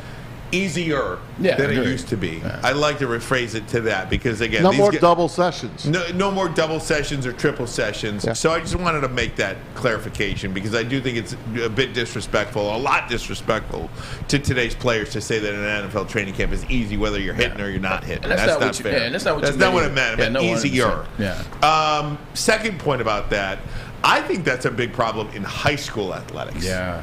Too, because in high school, and if you're watching this and know anything about high school sports, the kids today, I feel, get hurt way more now than they used to, and it's because they're so specialized. Yeah, they're so specialized in one sport, and I think almost we're getting to the point with a lot of these younger guys in the NFL or in. Coming from that's in high school. Coming from that mentality that nowadays you only play one sport. If you play football, you play football 365 days a year, every day. You're doing 7-on-7s. You're going to this camp. You're going to that camp. You're not playing baseball or basketball. The days of the two-sport star, our two-sport athlete, are really coming to an end. And they force you to choose. Yeah. They put pressure on you to pick one sport and stick with it. If you're not working out here, if you're not doing your speed training, if you're not doing this, if you're not doing that. The part about playing multiple sports in high school too is to work out other areas of your body. Yeah. And different motions of stopping and starting and planting and running so I think that's a point of emphasis too on a lot of these injuries. That's a good take, man. I was just going to bring up the weightlifting, Braylon. I mean, are they doing too much weight training? And look at a guy like Saquon Barkley. His legs are literally like that, they're like tree trunks. His legs. Yeah. Yet what goes bad on him? His legs. I don't know. Is it too much of that? Certain individuals may be too much of that in terms of lifting heavy. Like, look at a guy like Nick Chubb. Every time we see a video of Nick Chubb, he's squatting the moon and then some and then the universe. So every time you see that, that's an individual that might be doing too much. Look, the human body can only take so much. It can. Every time you run the risk, plyos this day, you run the risk of messing your knee up. Every time you run the risk of practicing full and jumping and et cetera and exploding and accelerating. Look at the video Matt showed us 3 months ago when he showed the little kid on the treadmill. How old was that kid? 8 years old. That kid was out, and he was running at 21 miles per hour with his dad holding the harness behind him to make sure that he was okay. That kid's 8 years old. So you telling me 8 years of running on the treadmill, jumping, running, doing drill-specific work, and by the time he's 22 and he's in the NFL, 14 years. 14 years he's been working out and training for the NFL. The body can only take so much. I want to read this from the chat too. Southpaw Slab says, these days, do you ever hear coaches telling kids not to throw curveballs until they're in high school or older? That was what it was when I was in high school. You were never allowed to throw, our youngster, never allowed to throw a curveball until you got older. He's right. You don't hear that anymore. They train and expect Tommy John at some point in your career. There's no doubt about that. Goes on to say, when I went to Michigan to pitch, it was the first full year I spent training only on baseball. I was in the worst shape of my life. I wasn't explosive from my basketball and football training. That's a great point. You hit that spot on. I appreciate that comment as well. It's the same thing. My dad wanted to start having me lift weights when I was 12. Like just very lightly, nothing crazy. And we went to down the road, Powerhouse Gym, 6 Mile in Woodward, a Detroit staple with Highland Park staple in the community. I went there. Big Lou has got to train a ton. You know Big Lou. You've heard the name at least, maybe not. Big Lou, Luther Campbell, was the guy. He's trained a ton of Olympians. He's trained a ton of guys that have won Mr. Universe, etc. Lou told my dad, there's no way in hell I'm training your son until he's 14. He said, Stan, I'm not letting him train until he's 14. He said, when he's 14, you bring him back. We'll do some light stuff. We'll ease him into it. Freshman in high school. Exactly, freshman high school. We'll ease him into it. Big Lou told my dad that. You're talking about 1995. Wow. He said, hey, no. He needs at least 2 more years, and even then, it'll be a slow program. That was, 17 years ago?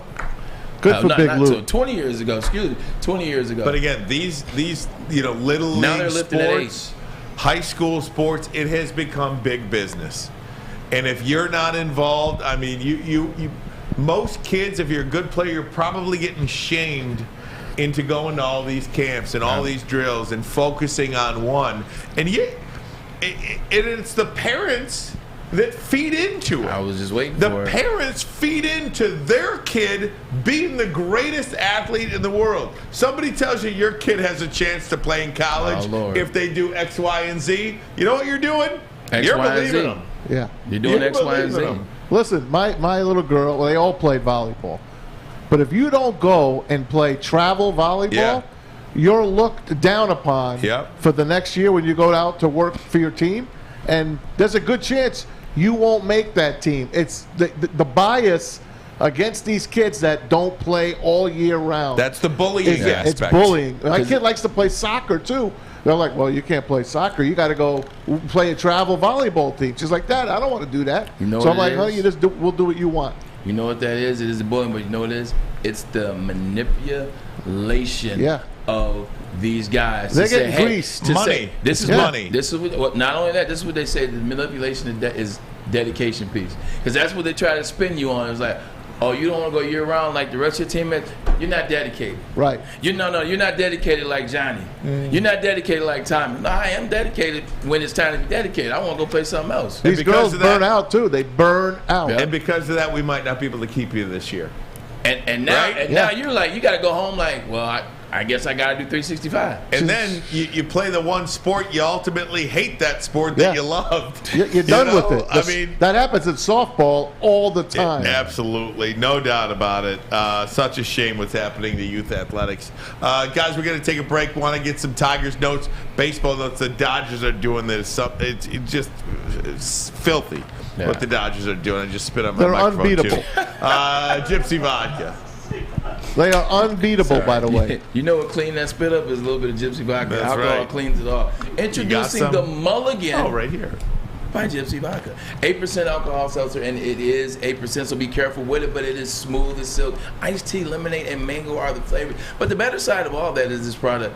It's support Michigan distillers. They are local here. And Patowski mentioned Adam and Mike, Michigan State guys. They got it right with this product right here. Doesn't matter if you're on the golf course. Doesn't matter if you're at home, chilling at a tailgate, doing a barbecue, doing something for NCAA or NFL. Have yourself a Mulligan and drink responsibly. All you guys hear that downtown Detroit Lions, drink responsibly. Detroit's downtown summer playground is back. Open all summer long, the Monroe Street Midway. Enjoy roller skating, free Wi-Fi, food trucks, art installations, and so much more. Don't forget to take advantage of the basketball court, putt-putt, and, of course, family programming all summer long. All art installations are done by Detroit artists, and it's a fun, safe event from people 1 to 100. Go to deckedoutdetroit.com. You don't have to go to the beach, man. You don't have to get your butt crack full of sand. You just need a little chili peppers, man, to get that glowing beach chili peppers tan. Woo! With 26 locations in the Metro Detroit area and more coming, Chili Peppers Tanning is where you'll find the cleanest salons in the D. Join the Pepper Club for the best deals on unlimited tanning. Head to chilipepperstanning.com. You just need a little chili peppers, man. Get a shot up. This is for the win. All of Detroit's sports teams live on Woodward. All of Detroit's sports coverage lives on Woodward Sports. Driving the best in Detroit sports coverage. Academy of Warren. Are you interested in expanding your career and making a difference in your community? If so, the Academy of Warren for professionals that have a passion for working with students in the K-8 department and more. For more information on how to apply, call them at 586-552-8010. That's 586-552-8010, or visit academyofwarren.net. So they put the clip of the J.J. McCarthy stuff on Twitter. You gotta love these MSU people. Oh, Lord. Oh, God, it's so great. What are they saying? One game he played. My God. He played a half. I mean, I just think people hear things and they don't really understand. You know, I think they don't care. It's whatever you say, the Michigan State fans are going to have something to say but about even it. like J.J. McCarthy has the chance to be the best Michigan quarterback of all time. Like, that's not, I don't think that's some outlandish statements. Neither do I. You broke them down. The last first round quarterback taken in the NFL draft was freaking Jim Harbaugh in 1987. Yeah, you know, you're wrong. And it is shocking to me how much people don't do their homework. But I heard a lot of people say that about, and I'll back you with even some facts. When Chad Henne started as a freshman, I remember as soon as we had the first game, he threw 2 touchdowns. He came out, lost to Notre Dame the next game. But then when we came back in San Diego State, had another 300-yard game. It was like, oh, man, you know what? Chad Henne could be the best quarterback ever. He's a freaking 5-star out of Pennsylvania. Like, it's nothing wrong with having that conversation if you have some stats to back it. But all you're talking about is the potential to be the best of all time. You didn't say it was. Just like last year, Michigan State had the potential to be the Big Ten championship, but they lost to Purdue. What do you got, Maz? Listen, this is for Braylon. Cleveland Browns. Cleveland Browns Stadium. Pretty good stadium. I enjoyed going there. But they redid like the sod and they have the end zones. I think the field looks great. But you had the Cleveland Brown helmet in the middle, just the old orange helmet. Look what they're doing this year for Cleveland Brown home games. Let's roll the tape. Well, there it is. Let's take a peek. We can take you inside the stadium. Oh, wow. There's music and all of that. There's real cool music. Can't play it, of course. They're showing you. Look at that. They're going to show you the end zones. Now watch center field. Wow. Guess who's making a return? Brownie the elf. Wow, that's their old logo. Yeah, Brownie the elf. That was when they were in St. Louis. Wow. Yeah. St. Louis. The St. Louis Browns. Yeah. Way back when. I like this. They tried to, there's a lot of people like ripping up on them, which is still funny to watch. I love it. I love the comments, but a lot of people say, oh my God, they win one game and all hell breaks loose. They tried to bring Brownie the elf back when I played. Like there was a bunch of little T-shirts and things done. Yeah. I liked it. I thought it was different. I thought it was interesting. But I can understand why they might be pissed because when you think Cleveland, you don't think about Brownie the elf.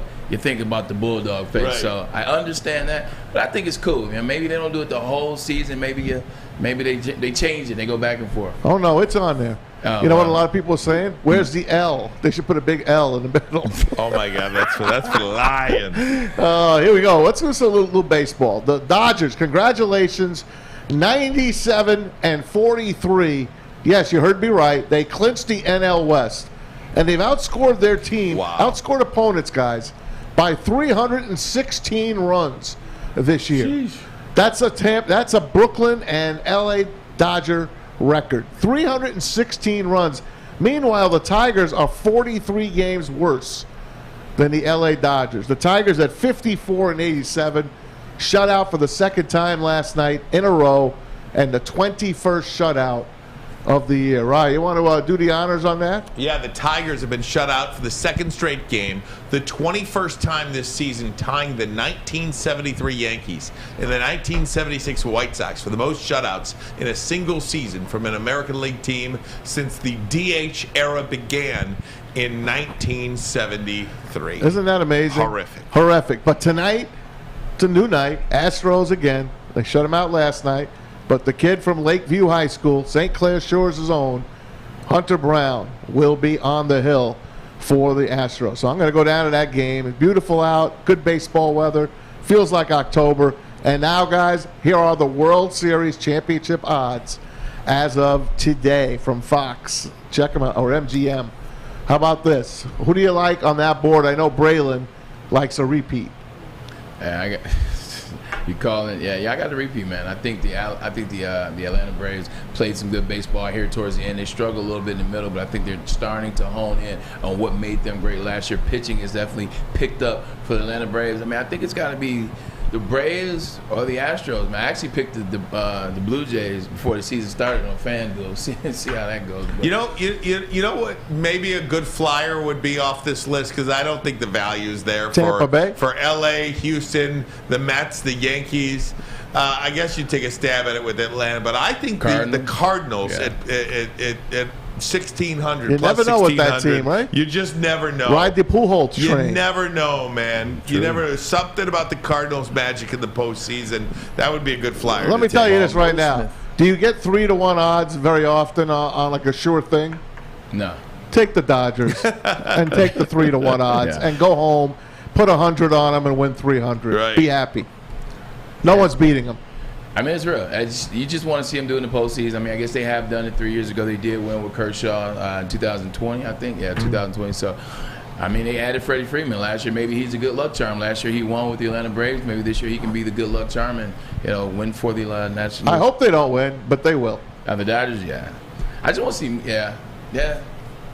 You want a little bit of a long shot? Mets at 450. You got Max Scherzer. You got Jacob deGrom. You have a chance to beat anybody. And you got a good back end of the bullpen. And you got Edwin Diaz. Edwin Did Diaz ever blow a save? No. I'm sure he's Oh, blown. my gosh.